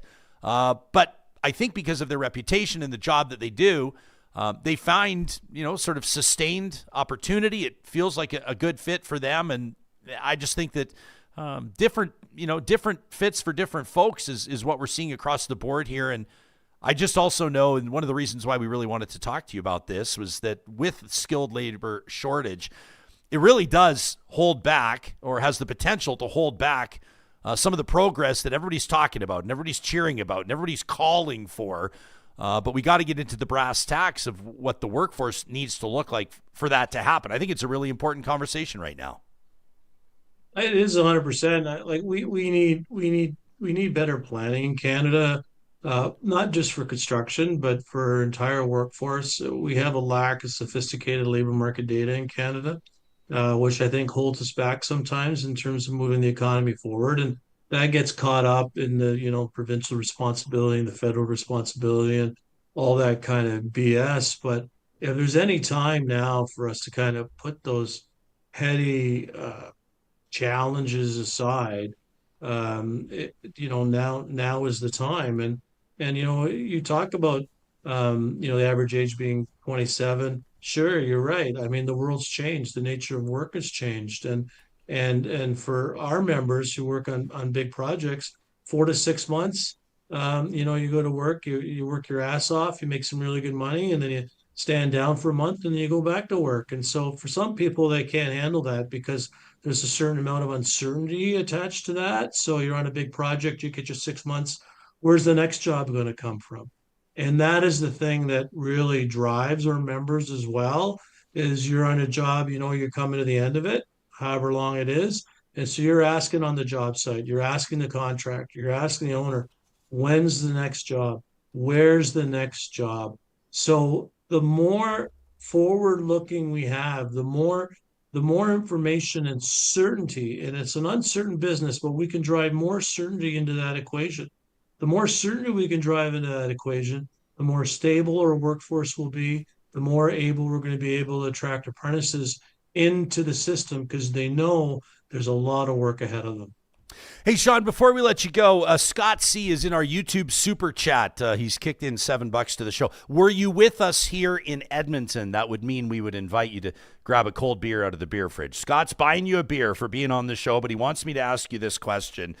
He says he wonders what is Sean's opinion on Edmonton NDP MP Heather McPherson's private members bill. I'm not sure if you're familiar with C-259. This is the bill to end company unions in Canada. She says it's in support of workers. Do you have a thought on that, as asked by Scott? Yes, I'm in favor of it, 100% in favor of it. I mean, that Heather introduced that just in the middle of or towards the end of the NDP leadership campaign, but I think that's something worthy of a further look and support it for sure. Okay. Sean, thanks so much for making time for us today. I want to let people know that they can learn more about what we've been talking about by checking out buildingtrades.ca. You can learn a ton about the organization's advocacy on behalf of thousands and thousands and thousands of members, the apprenticeship programs, and resources for workers and employers. Sean Strickland is Executive Director of Canada's Building Trades Unions, joining us in this feature interview presented by Mercedes-Benz Edmonton West. Thanks for doing it. Thanks, Ryan. It was a real pleasure. Appreciate it. Yeah, you bet. Good to see you as well. Sean joining us out of Ottawa. Have you seen that as well with friends, people in your circle?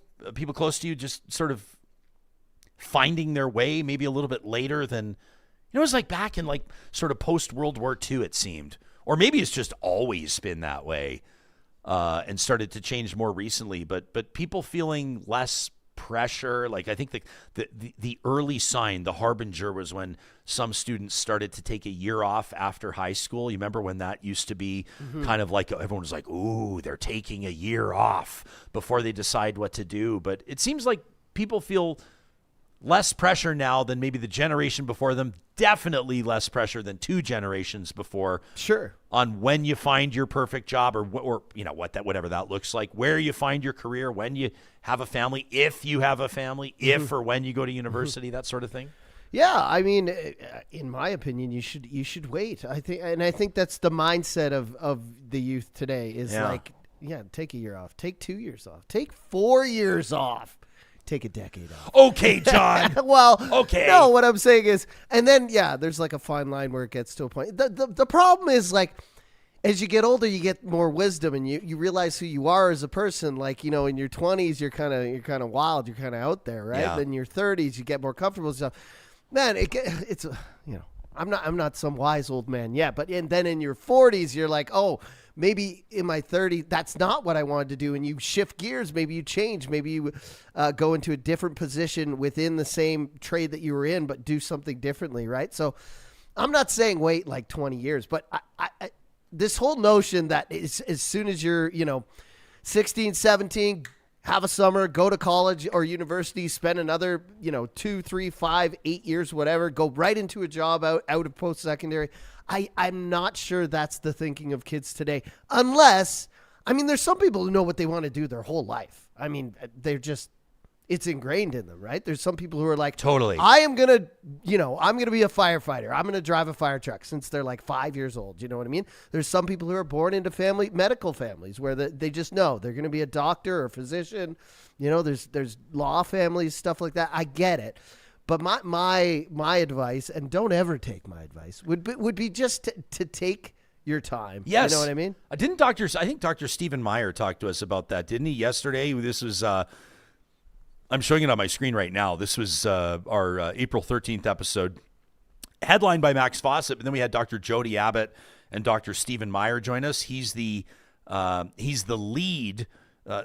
What a job title. This guy's got just a wild job title, but he's basically he's a cardiac surgeon, and he's lead of the heart transplant program at the Mazankowski Alberta Heart Institute. And we're talking to them in the context of our support for the Full House Lottery, but that sort of idea, like that guy wanted to be a heart surgeon, or that guy wanted to be in healthcare and a heart surgeon, like since he was a kid. Yeah, We've the knew. 4 astronauts that have hit iconic status, the Artemis 2 astronauts, I bet, you hear them talk about it like as little kids, probably staring up at the stars and dreaming.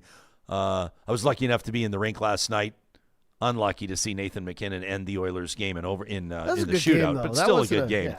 But like Nathan McKinnon and Connor McDavid and everybody else on the ice there, they knew if you're not serious about playing in the National Hockey League by your 10th birthday, with notable exceptions. Already, Ed Jovanovski didn't skate till he was 12, and he went first overall in the draft. But what about still, that guy? Who's that guy who got in the All-Star game by like the John Scott? John Scott. He probably just.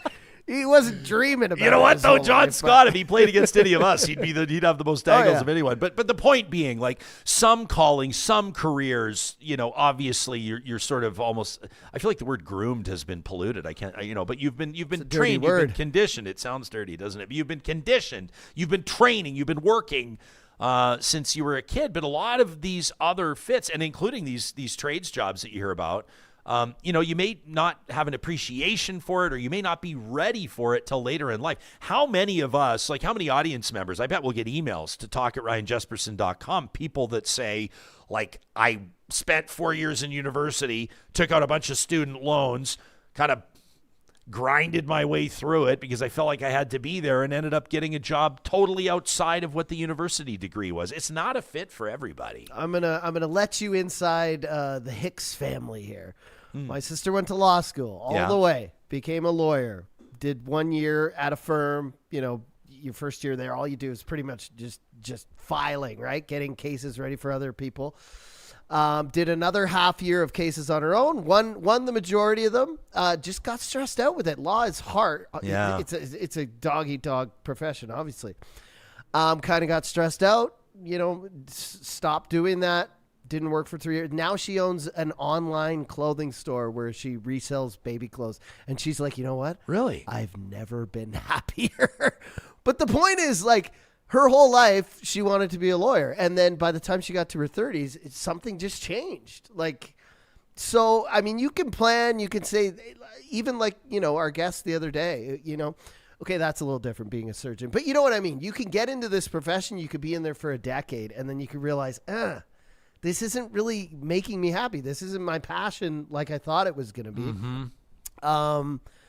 But the thing with a trade is you can always gain more skills. Like you can become, a certain trade, and then you can fork off and get more trade skills. Did you just say fork off? I wanted to. But you know what I mean? You can gain a number of skills in the trades and do different things if you don't like one of them. So I think that's one upside to being a tradesman or woman. But I would say, at this day and age, I think kids are taking a little more time to decide on not just education, having a family, having kids, getting married, all those things. Yeah. Do what makes you happy. I want to get to a couple of the clips that have been making news over the past day or so, including the Poilievre comments on Carney's economic awareness, which I think was an interesting one. Made the comments on another podcast, John. Interesting. Another podcast. The door remains open for the leader of the official opposition here on the show. It's actually becoming a thing. Maybe we'll just start marketing ourselves as the show we won't do. But we do have confidence that at some point we shall talk to Pierre Poilievre. I also want to talk about Donald Trump's wild claim as he fights with the Pope that he was only posting an image of him as a doctor healing people, not as the Messiah. That coming up in just a moment. As mentioned, we did talk to Dr. Stephen Meyer in our most recent episode of the show.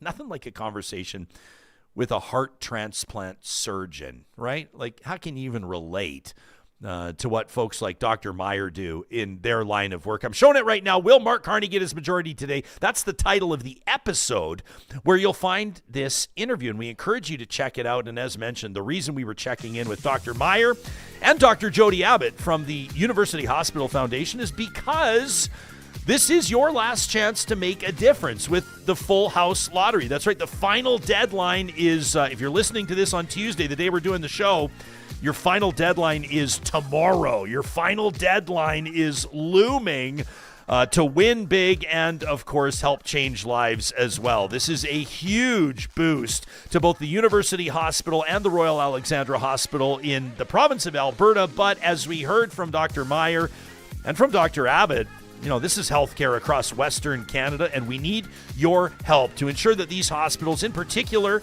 cardiac care, is supported as it needs to be. Now, listen, the final deadline will be midnight Mountain Time on April 15th, but you can get your tickets right now at fullhouse.ca. Somebody has to win, and it could be you. Walking away with the keys to that $2.45 million dream home.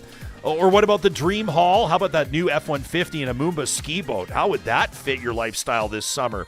Maybe a dream renovation in the home you've got, or a dream oasis, a perfect backyard. Don't forget the 50-50 Extra, which is now over $1.3 million. Winner will take half of that, plus a cash winner every day of the year. But as you know, this is about more than just winning. This is about supporting incredibly important cardiac care and health care across Western Canada. You can buy your tickets at fullhouse.ca. You can buy by phone at 780-424-6161. And of course, you can also pick them up, your tickets for the Full House Lottery, at hospital kiosks Monday to Friday from 9 till 1. If you really want to do us a solid, by the way, guys, the show notes, the podcast, YouTube, will have a specific link where you can buy your tickets, and they'll know you heard about it on Real Talk. If you want to buy your tickets by way of the link in the podcast or YouTube show notes, we'd love it. Thanks in advance for your support of the Full House Lottery. Albertans are winning every day at Play Alberta. You know, a winner in Whitecourt just scored $400,000 on Vegas fruit fortunes. They're about to have a nice spring, nice summer, or there's literally hundreds of popular casino games to choose from. Some of them with jackpots worth millions. A major casino winner every hour, and all revenue stays right here in Alberta. If you like what you're hearing, you can download the Play Alberta app today to get started with casino, sports, and lottery all in one app. You've got to be 18 or over to play, of course, and when you gamble, use your game sense. Don't forget that Play Alberta presents Alberta Wins every Thursday here on the show. If you have an inspiring story of an Albertan winning on the international stage or across the country, we'd love to hear it. Send us the email to talk@ryanjesperson.com. We talked to Sean Strickland about the advent of green energy, and nobody knows that more. Nobody's putting more apprentices and tradespeople out into the field installing solar panels than Kubi Renewable Energy. We've been proud to partner with Kubi for years now because of their compelling story and the quality of their service. They're always looking for innovative ways to make the solar installs as seamless and clean as possible. Kubi is a company built by engineers and electricians, not salespeople. These are guys with on-the-job experience. As a matter of fact, former oil field electricians who started this business 11 years ago and have grown it in remarkable fashion. Their spring schedule, the installation schedule, is filling fast. If you need panels on your roof by this summer, you're going to want to reach out to Kubi today online at kubi.ca. That's KUBY.ca.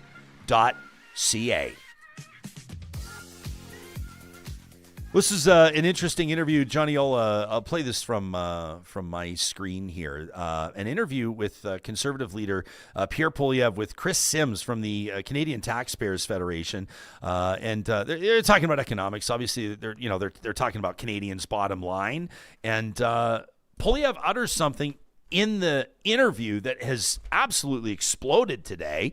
I hate to say that one of the very first things I do when I wake up is get online, but that is a fact. And two stories in federal politics were trending this morning. In other words, they were seeing the most action online. One of them was the by-election results, and one of them was this conversation that Pierre Poilievre had with Chris Sims. So I'm gonna tee this up, and then we'll take a look at it. But this really.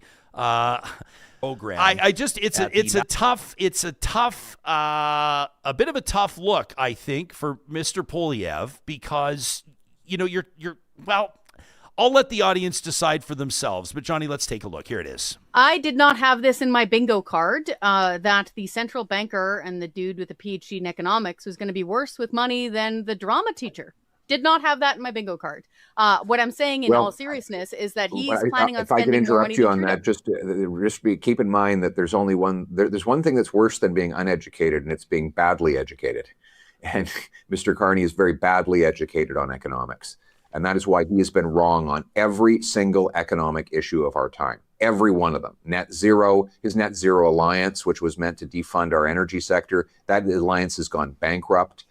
His money printing. His support of carbon taxes, his opposition to the pipeline to the Pacific. By the way, he's had to publicly reverse himself on all these things. So it's not just that I'm saying he was wrong. He's admitting that he was wrong. So it's hard to understand how a guy who claims to be so smart can be so wrong for so long.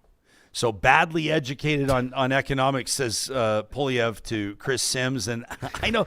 First of all, can I just say before you go? Yeah. He's saying badly, isn't it poorly educated? Like I think his grammar's off a bit there. But, I don't know. And he's talking about education. It's just funny. I don't know. But it's and that's like it's fine. To feel like you're badly you're educated by some option. of the most prestigious educational institutions on the planet. And this isn't turning it. I don't want this to come across as like a how dare you say anything negative about the prime minister kind of thing. But it's just like it strikes me like I saw this tweet from this Brian Breguet online, who says this is really where Poilievre can't help himself. He says it's objectively just such a stupid thing to say. It's trending. It's like millions of views trending, but I'm just not sure that it's a step in the right direction.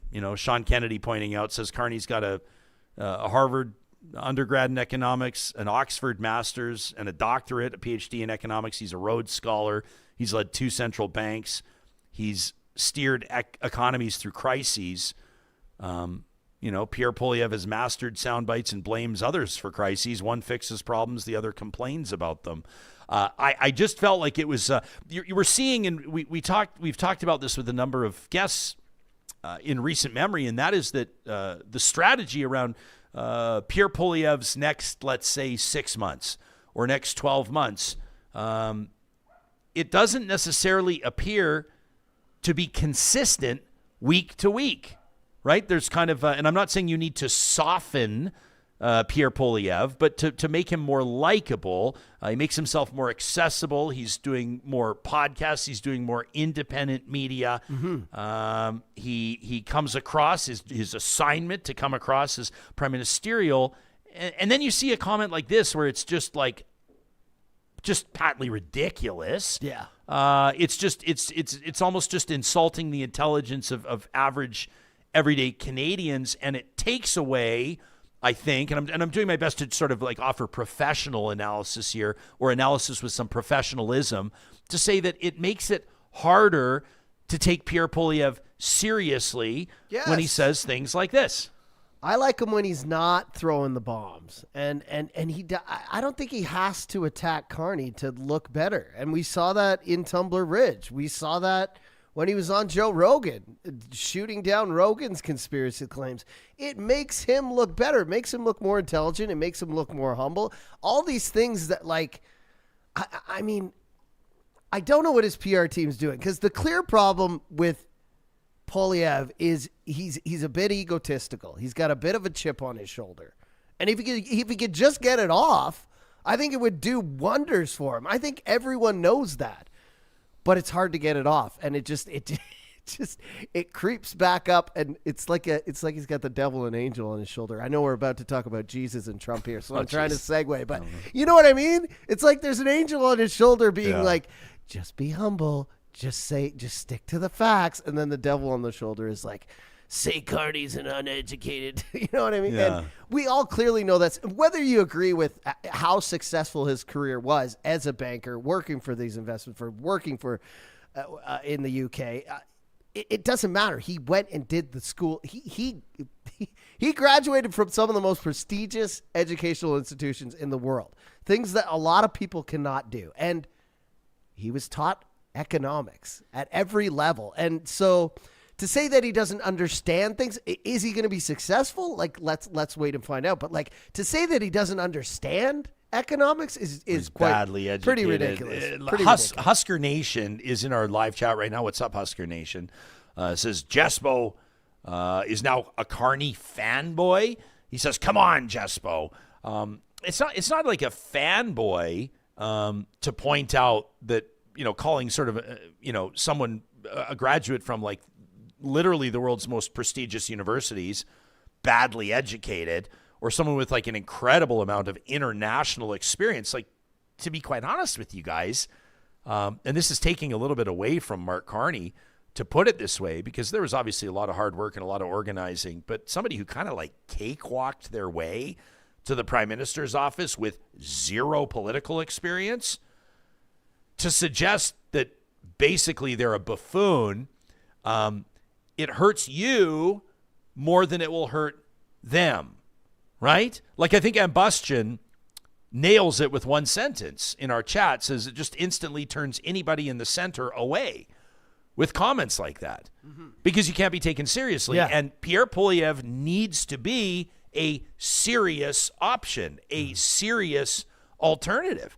You know, these are trying times. These are unprecedented times, but they actually are, right? And the economy's suffering. The relationship with the United States is suffering. International security, international relationships, partnerships, organizations, everything is under review at this point, and Canadians need to feel like there's a serious leader to take Canada through that review. Look at Marilyn Gladue.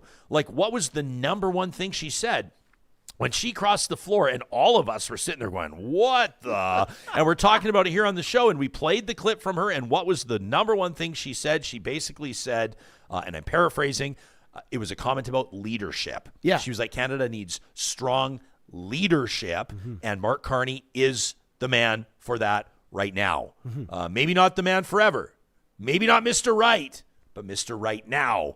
And until Pierre Poilievre can come across as and convince people that he is a serious alternative, or even a better alternative, then he's going to be wallowing in opposition until he's out of politics. That's just a fact. Yeah. You want to be the captain of the team. You don't just come to practice every day and say, you know, the captain sucks. He's the captain. He became captain for a reason, right? You want to be the captain. You want to get the A and then the C eventually. You have to act like a leader. You have to be in there supporting.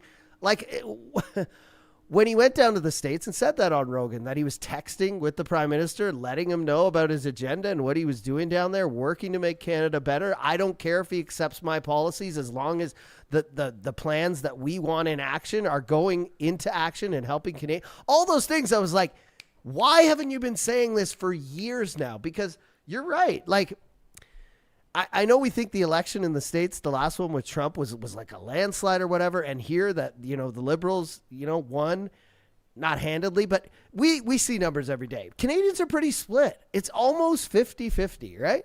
So for Carney to be doing what Poilievre should be doing, what Carney's doing, he should be pulling people from the center over to him. But like this attitude, and it's not like I'm some Poilievre hater, but that attitude is the reason it just feels abrasive to me. And the average Canadian who doesn't know anything about complicated economics and policy and things, and just get a feeling and a vibe from a politician, and that's how they vote, that abrasiveness is not helping. Yeah. Joe says we'll get now to the candid part of the show. Joe says Carney's education compared to Pierre's is like comparing a doctor to a kindergarten kid. Well, JJ says Pierre needs to know his laugh, audience, and then he says, oh, wait, no, he does know his audience. D-grade pointing out badly educated is or can be grammatically correct. It just feels clunky. I mean, it just doesn't feel right. Context. I'd say poorly educated, but not like I'm highly educated. But Meta Moderns wonders, why would anyone want a leader who continues to fumble the ball so hard? Says it's baffling. Yeah. You notice Meta Modern doesn't say who has the ball hit out of their hands or who fumbles the ball. In other words, it's like it's you're owning yourself, you're creating your problem. Yeah. What did Peter McKay say that, was it Andrew Scheer missed a wide open net, missed a shot on an open net, that kind of idea? I mean, what were we talking about months and months ago? We were set. Like, Pierre's going to be the next prime minister. We were getting ready for it. We were making images. You know what I mean? Didn't I say I bet my house on it? Like, it was a done deal. It was a done deal. What happened? Carney came in and he tried the same playbook with Trudeau on Carney, but Carney's so much more calmer and doesn't say, I'm not going to say Trudeau is saying outlandish things all the time, but he doesn't talk about milk cartons and all these other things. He's a straight shooter who talks very eloquently, and he doesn't talk about things he doesn't know. And if he does, like people are like, oh, your French is bad. He went out and learned French in like a month. So like, you can't do the same thing to Mark that you did to Justin, and he tried to do that, right? So there's your first fumble. But now he's trying to do it again, and I don't get it. How many times do you try the same thing knowing it's going to fail? Super Chat Ken says it's just not even good politics. He says smart politics would have framed Carney as doing the opposite of his vast education for politics. That may have worked. He says this is just foolish. JJ circling back on their comments says, you can say it, Jespo. The majority of the educated people out there aren't going to vote for the guy who only throws whiny shade. It's not going to happen. JJ, you've thrown a bullseye. You're 100% correct. I mean, I just think that we're seeing it now. Listen, I think it's wild that for the first time in Canadian history, we're seeing floor crossings and by-elections combined to turn a minority into a majority. It's wild. And I've got all the time in the world to debate with you guys, the best talk audience in Canada, on whether or not that's good for democracy. Like I've said, number one, it's allowed and it's not illegal. And number two, I get why you hate it. So I get it. But I would say that there's something behind it. There's a reason why this is happening. There's a reason why, it's easier, when Matt Genereux says he's going to leave politics and he'll have other opportunities in private industry and he's had enough. And then he decides, you know what? As a conservative in Alberta, I'm going to cross the floor to the Liberals. He's obviously seen something that impresses him, something that convinces him that his public service is still valuable and that he can contribute something and achieve something in politics before he calls it a day. Now, I know that some of you will email into the show and say you want transparency on what everyone's getting and you're convinced that it's bribes and you're waiting for the cabinet appointments. It's not that simple. It's not that easy, and Carney could face a mutiny within his own party, within his own caucus, if he started awarding cabinet posts to every floor crosser. It's not going to happen that way.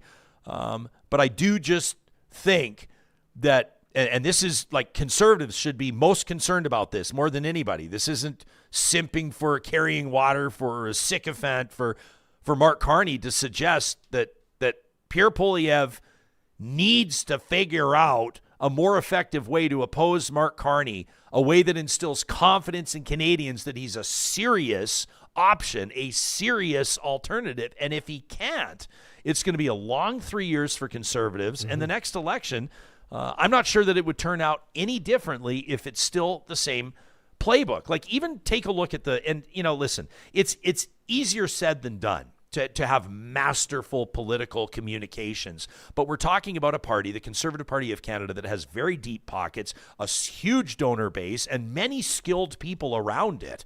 They've got one of the most formidable political strategists in the country. Now, Steve Outhouse is widely respected, working for Pierre Poilievre. But even if you look at his tweet after they lost those 3 by-elections, and again, we'll all acknowledge they didn't expect to win them. I'm sure that Poilievre didn't lose a ton of sleep over losing the by-elections. It's a tough narrative. It contributes to the narrative, right? That he's losing, that his party's bleeding. But even still, if you look at what he tweeted, what did he tweet? He came back to the same things. We're going to fight for people to afford homes, food, and fuel. We'll fight for safety in our streets. We'll fight for our resource workers and our soldiers. Like, this is the same campaign strategy that didn't work a year ago.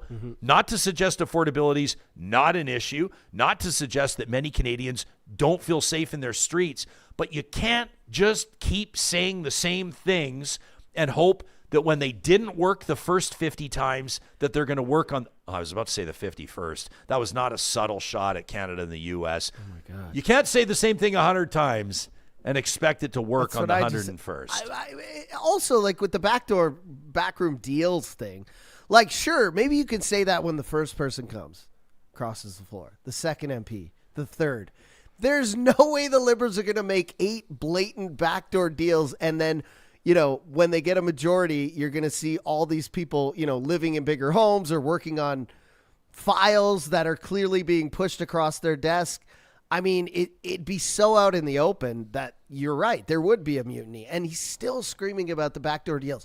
Is it backdoor deals, or is it the fact that people on your side of the aisle are maybe thinking the same thing we are? He's continually screaming the same thing.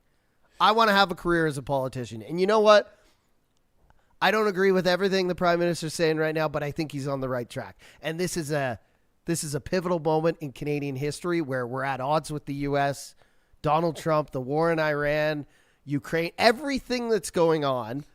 I think he's the better guy to lead. I don't think it'd be so bad for me to go over there. Yeah. And maybe not call my convoy friends for a few months. JJ Needs a Nap is not wrong. In our chat says, honestly, Jespo, how have you not lost your house 5 times? You bet it all the time. Well, JJ, number 1, don't tell my wife. Number 2, it's because nobody's taken me up on the bets. I know. That's the. I do believe I've only. One day I will, and I'll move in. I have offered your house. That would be very guest difficult. house backyard. You let me live in a tent in the backyard. First of all, and I do believe I did. I believe I said around the Pierre Poilievre, and this audience, you called me out on it, where I was like, Pierre Poilievre's Prime Minister in waiting. I called him Canada's next Prime Minister, and a few of you just lost your damn minds, and you were right. But I do believe when I made the comment, I would bet my house on it. No one took me up on it, and had we signed papers, I'd probably be relieved of my marital privilege. In other words, I may be going at it alone. The only other bet I've made. Or offered, which has not been accepted yet, is a bet for a Bitcoin. All the separatists that are so guy convinced. Holds his Bitcoin closer than his house. The guy says, I'm ready to bet it. I'm ready to put it on the line. We'll have RapidX Financial. I don't need to get into this with you guys. RapidX Financial could administer it. But we've had some big tough talk in Alberta separatists in our chat suggesting that they're going to win a referendum. They're going to take 65+%. And I've offered to bet a Bitcoin, and nobody seems to want to do it. That one is still on the table. I wanted to jump in. We've got a ton of Real Talkers watching our live stream presented by California Closets. We're on 7 different social media platforms, right, including Facebook. That's where Coralie is watching us. What's up? Coralie says, I agree with so much of what you guys are saying. So many fumbles. And then now it just looks like a toddler stamping his feet. It says it's embarrassing. It's time to work together for all Canadians. You see how Coralie phrases that? That's the idea around that whole unity government thing, right? That's the whole feeling. Time to work together for all Canadians. That's what she wants to see. If you can't tap in and know that's the feeling of the country right now, we all know it. We all feel it. Cindy, meantime, says that Mark Carney is the best thing that's happened for Alberta independence. says the new West order is coming. I respectfully disagree. And Craig says, so just to recap, over the past year, Poilievre blew a 25-point lead in the polls, lost the election, lost his own seat, lost 4 of his own MPs, got his ass kicked last night in 3 by-elections. Craig says Poilievre is the best thing to happen to the Liberals in a long time. I mean, when you put it like that. I mean, here's the thing. We're talking about LeBron and MJ today, and then while you were having your interview, I'm like looking up stats. I'm like, okay, it's still MJ, right? 6 rings to 4. You can't. This is not even. And close. it's all. Hey, we'll talk about it later. All right, talking about longevity. We'll talk about it off air. Anyways, but yeah, MJ still pulling out in the lead. But I mean, if you look at the scoreboard, you always talk about scoreboard. Doesn't look good for Poilievre right now. Does not look good. It looks like it's 18-2 for Mark Carney. Yeah. So you've got the Prime Minister now temporarily suspending the federal fuel excise tax on gas, diesel, aviation fuel. So this reporting by the CBC, Peter Zimonek. You'll see 10 cents a liter on gas suspended, 4 cents a liter on diesel removed starting in the next few days, starting on Monday.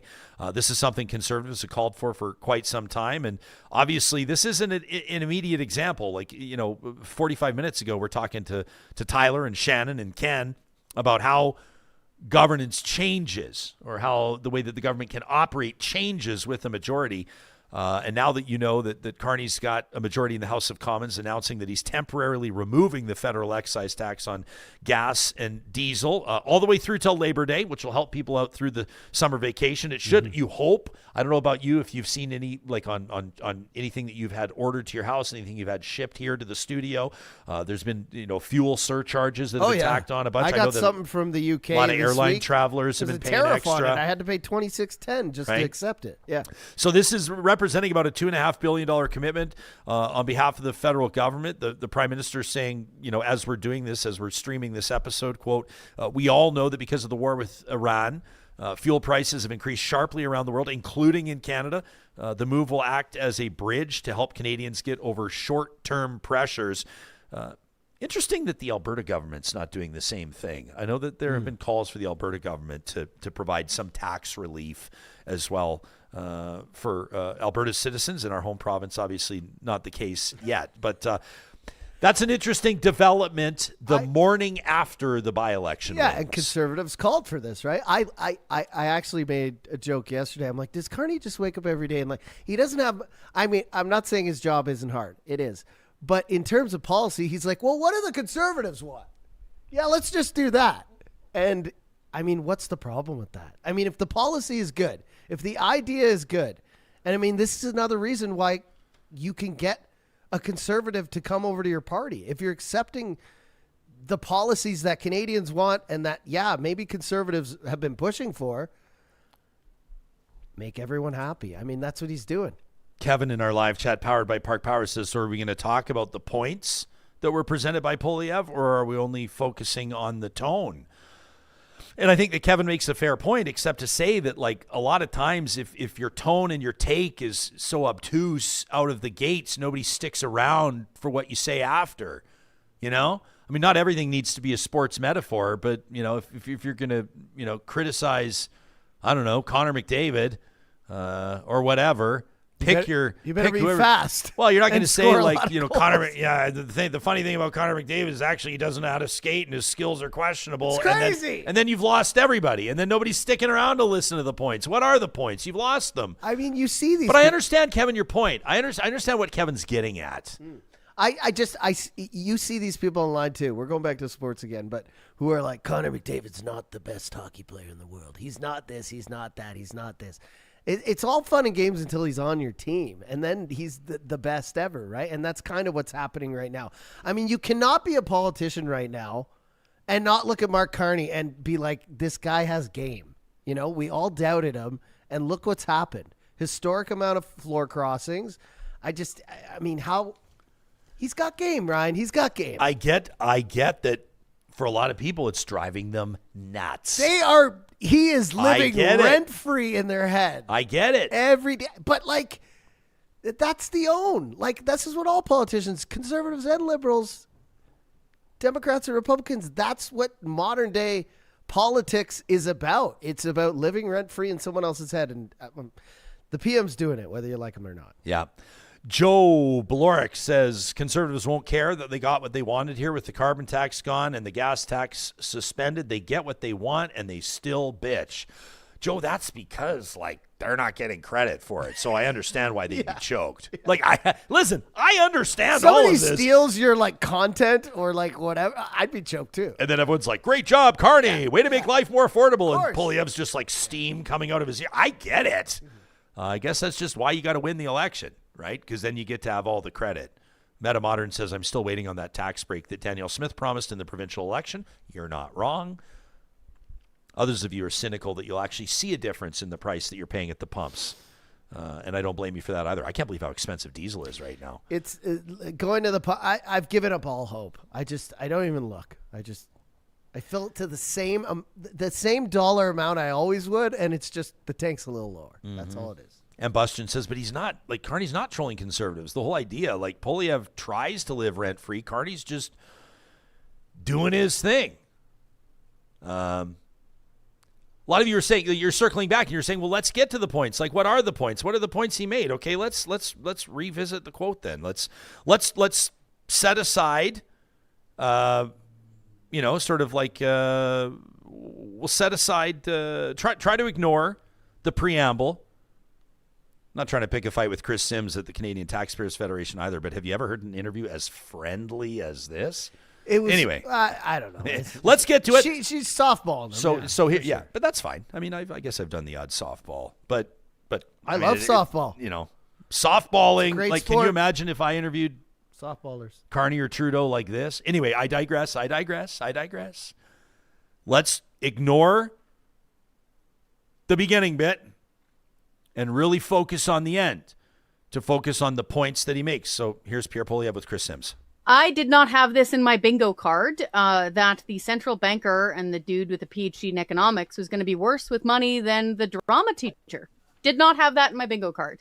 What I'm saying in all seriousness is that he's planning on spending more money. If I could interrupt you on that, just keep in mind that there's only there's one thing that's worse than being uneducated, and it's being badly educated.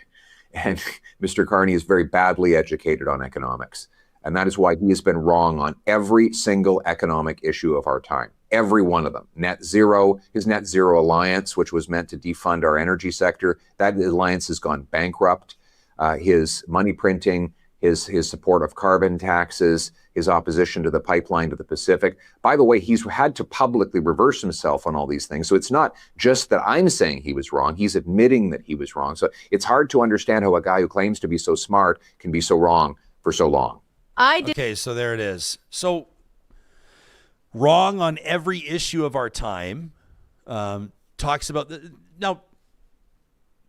How do I talk about this without the critics in the chat feeling like I'm an apologist? But let's just point out what he talked about, and you can let me know what you think. Net Zero Alliance. There are, and we've talked about this on the show many times with environmental organizations and lobbyists, with industry voices across the spectrum. Is the world eventually trending toward net zero? I think in as many ways as is possible. Is everybody on board with net zero right now? No. Money printing.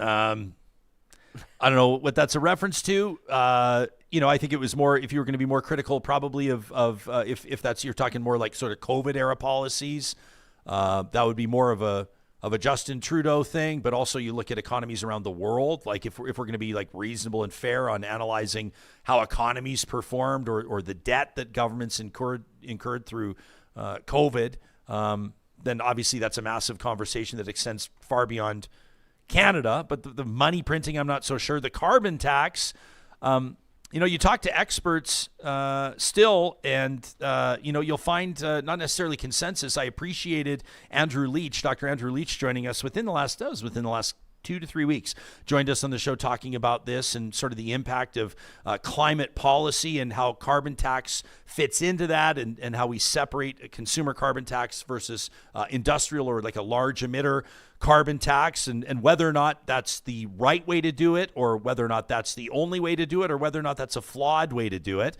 And I think that depending on who you're talking to in Canada or around the world for that matter, you'll get different opinions on the effectiveness of carbon pricing. But the fact is that Mark Carney did not introduce the carbon tax as Prime Minister, of course, but he did get rid of it, the consumer carbon tax, as Prime Minister, and probably number one, as a sacrifice that he was willing to make, including ripples, causing ripples and maybe some consternation within his own party to make a politically popular move ahead of an election. And so he did that. But, you don't have to look too far to find politicians, including conservative politicians, that have supported different versions of a carbon tax in past. I mean, a conservative government introduced the large emitters carbon tax in Alberta as an example. And then opposition to a pipeline in the Pacific. I mean, I don't see that right now. It's possible. Maybe it's not likely. I'd be curious to know if we polled Real Talkers where they'd land on confidence around a new pipeline through BC to serve Asian markets, to boost exports, to, all the arguments. You've heard all the arguments, arguments for and against. But I'm not sure that Canadians would inherently see Mark Carney as opposed to a pipeline right now. Signing the MOU with Alberta, at least an act of good faith, whether or not it materializes into something. So, that's just off the cuff, my take on this, my thoughts on this. I'd be curious to know where Real Talkers land on this. But if you want us to focus on, the points that Poilievre makes in that interview, those are the four big ones. Wrong on every issue of our time, the Net Zero Alliance, money printing, carbon tax, and opposition to a Pacific pipeline. I don't like the word money printing because it gives you this idea, this image in your head of the PM pulling a lever and all the money. Like the Bank of Canada prints money, and yes, they take directives from the federal government, etc. But conservative guy Stephen Harper during the 2008 financial crisis increased the money supply very big. I think it was number 4, the highest it's ever. Obviously, Trudeau was at the top during COVID. He increased the money supply growth the most. But Brian Mulroney, right after him, he did it as well. The 70s and 80s high inflation carryover. But I don't like the money. It's a red flag. It's a flashy word to use to people to that something insidious is going on when it's not. But I especially don't like when someone who's supposed to potentially become the leader of the country uses it, because it sounds like a conspiracy buzzword to me. Maybe that's part of the point. It is not only okay, but it is totally encouraged to disagree with me and to let us know where you see things differently. You can send us an email anytime to talk@ryanjesperson.com. Potentially, you could be included in this week's edition of The Flamethrower, proudly presented by the DQs of Northwest Edmonton and Sherwood Park. Your hottest takes, including holding the host's feet to the fire. If you see it differently than me, we want broad and diverse perspectives reflected on the show, so we invite you to, sincerely invite you to chime in and let us know what you think. Do we need? I've just taken a look at the clock. I've seen that this episode is flirting now with 2 hours. But are we talking about Trump, the Messiah? Yeah. Are we talking about Trump as Jesus in this AI-generated image? He posted it on Truth Social. He later pulled it down. 2 things happening at the same time. The President of the United States beefing with literally the Pope. Beefing with the Pope. And also posting an image of him wearing and by the way, my hairstylist Omar, who's such a wonderful guy and a student of history, would point out, Ryan, we don't know what Jesus looked like, and we don't know what the robes looked like, but this is clearly, with light emanating from the palms of both of his hands, Donald Trump as Jesus blessing a patient in a bed as soldiers and nurses gather around him with smiles of faith and trust on their face. Yeah, it looks like a doctor. Eh? After big outcry. It looks like a doctor. It does not. So, for people on the podcast right now, this is like an American flag in the background. There seems to be the 4 horsemen of the apocalypse literally in a cloud with the sun reflecting on it above. Of course, a big bald eagle. Bald eagles fighter flying jets around. You got the Statue of Liberty in the background. There's a woman praying next to Trump, who is holding his hand like he's healing someone who, yes, looks like they're in a hospital gown in a hospital. To the right is a nurse, and then there's some military figures in the background. But like, to say this is a doctor is a backpedal of epic proportions. So here's what he had to say. Everybody's heard this already, but just for a laugh, here's the president. Did you post that picture of yourself depicted as Jesus Christ? Well, it wasn't depicted. It was me. I did post it, and I thought it was me as a doctor, and had to do with Red Cross as a Red Cross worker there, which we support. Right. And only the fake news could come up with that one. Yeah, just so the fake. I just heard about it, and I said, how did they come up with that? It's supposed to be me as a doctor, making people better, and I do make people better. I make people a lot better. As an example, the 11,000, I understand your husband's going through treatment. Yes, sir. Yes, sir. He's He going has through cancer. some very serious cancer treatment, so Yes, sir. this goes a long way. Yes, sir. It sure does. So this was he's talking to, by the way, a DoorDash I'm grandma. going to heal your husband. So the just like DoorDash this photo. grandma is dropping off. This was the whole no tax on tips thing, and so that's why I feel bad for the DoorDash grandma that gets dragged into this. She's like, I have nothing to do with this, and you're not treating my husband, by the way. She's like, what a day I'm having right now. My husband's sick. But yeah, I mean, look at this picture. We'll describe it again. Like, my doctor always wears a white robe with a red sash over his face. I mean, it's clearly Jesus. What are we talking about here? What are we talking about? It's clearly the garbs of Jesus, the 4 horsemen of the apocalypse behind him. Like, this is just, it's ridiculous. But it's amazing to me that I know what Trump was thinking when he woke up and had 3 Diet Cokes or whatever and a Happy Meal, and he was kind of out of his mind in the morning. He's thinking what the rest of MAGA is thinking, and that is that, let's be honest, that Christ is on their side, that the policies and the faith they're putting in Donald Trump and the things that he's enacting are divinely, coming from God, as Trump said. We have that picture of all the religious leaders on Trump in his first term. We have him literally saying that God told him that he would be president, stuff like this. This whole idea that MAGA is tied in with Jesus, when they run around screaming Antifa and communism, and Jesus was a communist. Do I have to scream this from a rooftop? You just had to start this forest fire right as we're getting if set you to want me to sign do off. hot takes, I'll do a ton of them, because Jesus was a communist. Jesus was Antifa. He hated controlled, centralized dictatorship. Hey, if we want to go all the way, Jesus was from Palestine. So this whole notion that Jesus and that Trump is ordained from God, it's just.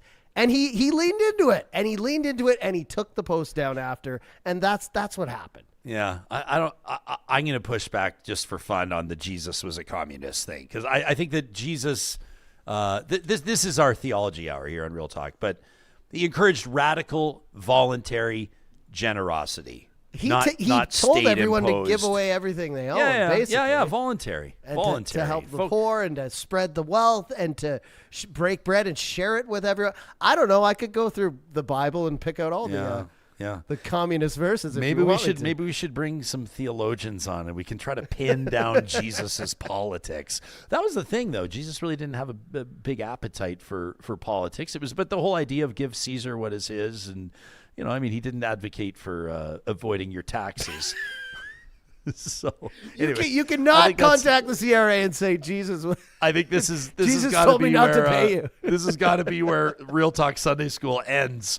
What's happening online that I'm not noticing? Shelby says Grok has Jespo's back, even after he said nobody's on X anymore. Is something trending without us knowing? I don't know. They're trying to fact check you on Grok. Ambustion is wondering, can you show the photo again of Trump as definitely not as Jesus? I wish Trump when I as the hit this doctor? button there was like a He's wondering. Ambustion says, is he healing Jeffrey Epstein? No. If you look at the photo, others are are saying. Honestly, to me, it looks like an older, maybe retired blue collar worker. Like this picture is clearly AI. Somebody typed this exact phrase. He said he posted it. It's clearly someone typed a paragraph in, and then they posted it. And That was the day at the White House yesterday. 624 says a doctor throwing 12 million poor people off Medicare, off Medicaid. Wow. Others say it actually looks like Ares from Wonder Woman coming to get him, referring to a center horseman. Okay. Anyway.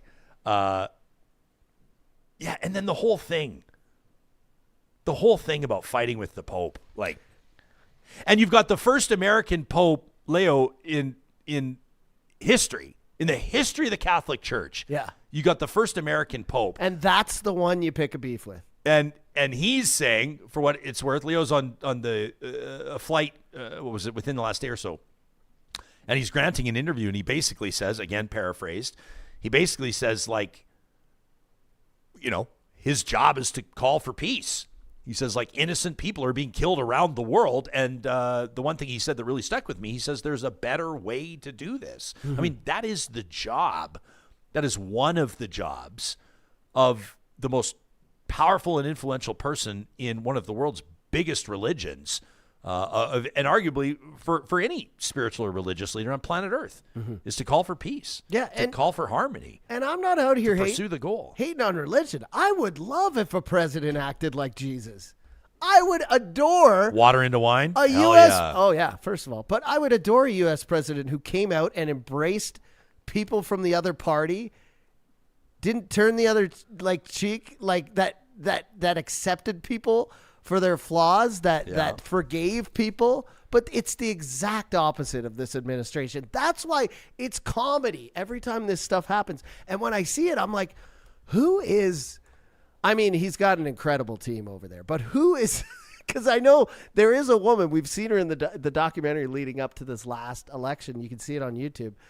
There's like a woman who types everything he says. And so he doesn't actually hit send on the tweets or whatever, but he's saying to send it, right? And he's voicing it to her.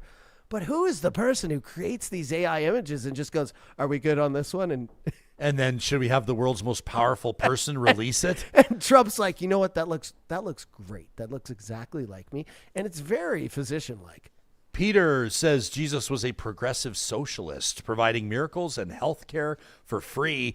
D-Grade says, if anything, Jesus was an influencer with just 12 followers. Very well done. That's pretty good. Jesus would have probably the most followers ever if he was on socials these days. Oh, yeah. He'd kill it on Instagram, eh? He'd kill it. Imagine the reel when he's walking on water. Okay, so I don't want to get into it, but there is some AI created stuff like it's Jesus. Amazing. It's incredible. So good. If Jesus was on Instagram and TikTok, and it's like him, walking on water and like, you know, selfieing it while he's doing it, parting the Red Sea, and everyone freaking out and going like, oh, like. Jillian says, just a reminder that political leaders picking fights with the Pope is not normal. It's you're gonna lose. No, why even? Well, and number one, you're gonna lose, but number two. And I've seen the comments are disappearing because you guys are just humming right now in the live chat. But somebody in here made the point as well that said this is offensive. Like, not only is it blasphemy, which it is, call a spade a spade. Don't let the gaslighting, like what did Trump say? Only the fake news media could come out with this. I looked at it and I wondered, where are they getting this? Where are they getting the you in a white robe with a red sash with light glowing out of your palms, placing hands on the forehead of it? Like, what are you talking about? Friends, may us never allow ourselves to ignore the obvious on the advice of somebody like Donald Trump. You see what you see. You know what you know to be true. And this is blasphemous. And in the words of one of our Real Talkers in our live chat, this is offensive to any person of faith. This isn't just offensive to Bible-believing Christians. This is offensive to anybody. And it is bonkers that the President of the United States would post something like this. I mean, let's pick our presidents. Let's pick Republicans. Let's pick Democrats. If Instagram, TikTok, Truth Social existed, like, would George W. Bush or his dad ever post this? Would Bill Clinton? No. Would Barack Obama have ever posted this? Would Ronald Reagan have ever posted this? I'm looking closer at it. I think I made an error. It's not the 4 Horsemen of the Apocalypse up there. I don't know what it is. Maybe it's soldiers in heaven. But anyways, the point is, like, the thing I never thought would happen, Ryan, and it happened so early in the first term, was like, I miss George W.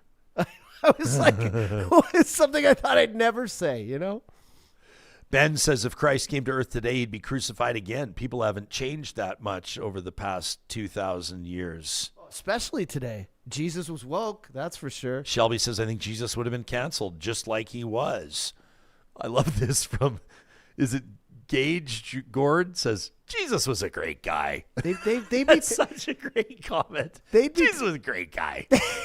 They'd be telling, if he was here today, conservatives would be like, don't trust this guy, right? He needs a shower. His feet are dirty. He's homeless.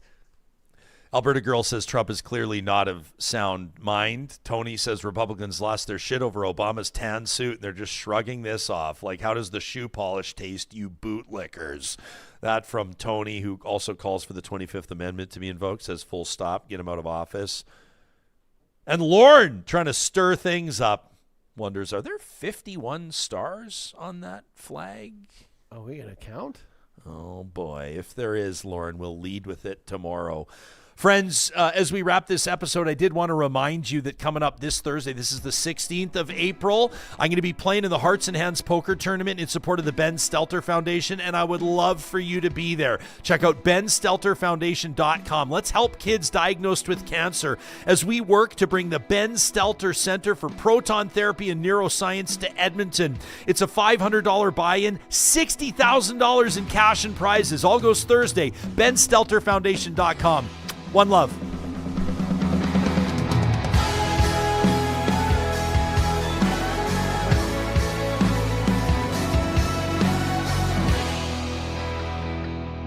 Real Talk is hosted by Ryan Jesperson, executive producer Josh Dunford, technical producer John Hicks, general manager Katie Cook-Chivers, account coordinator Lawrence Derlego, human resources Lena Shepard, website design Mike Johnston, voiceover by me, Carrie Skelton. Member Emerita, Julie Rohr. Real Talk is recorded in Edmonton, Alberta on Treaty 6 territory, the traditional and ancestral territory of the Cree, Dene, Blackfoot, Saulteaux, and Nakota Sioux, home to the Métis settlements and the Métis Nation of Alberta. Real Talk is a relay project. For more, check out ryanjesperson.com.